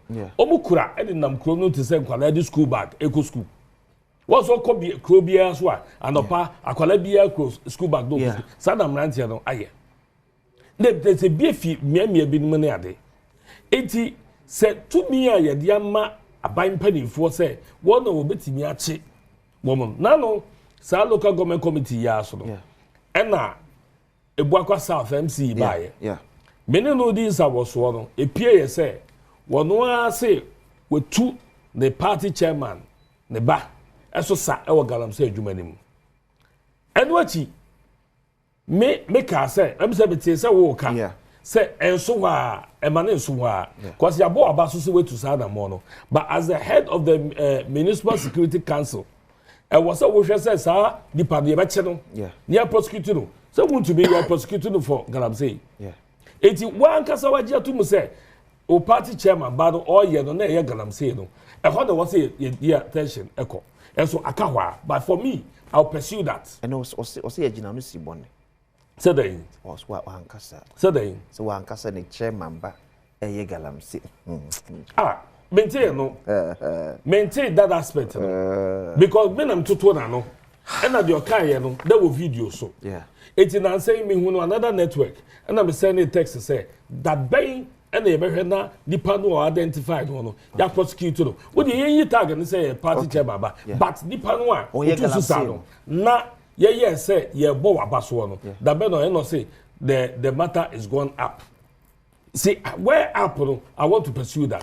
Enti and there me ankasa be feature the apie we say me MCE ojije sika efi galamsey yes ho na otutu excavators you can say one control board ni ade a na watu 15,000 we jama excavators are AD yenya ewo galamsey adwuma we no ye chia ye mfa ma wo ye chia ye mfa ma enra me hwe ni land over that point wo ka say enka galamsey excavators ya chichechi ni ade ye mfa na na josuo na nka onfa nka ho na onfa nya adwuma it ye den na watch you be there watch him croford dia wonim say galamsey die pa na fei kwan bi so no wa jisika do agya wo mo na akoye asebada because me tie story na I'm starting your audios bi na utie audio no enyan I am calling on the government presidential staff and the way masa monhwe na ye wo monhwehwe mayen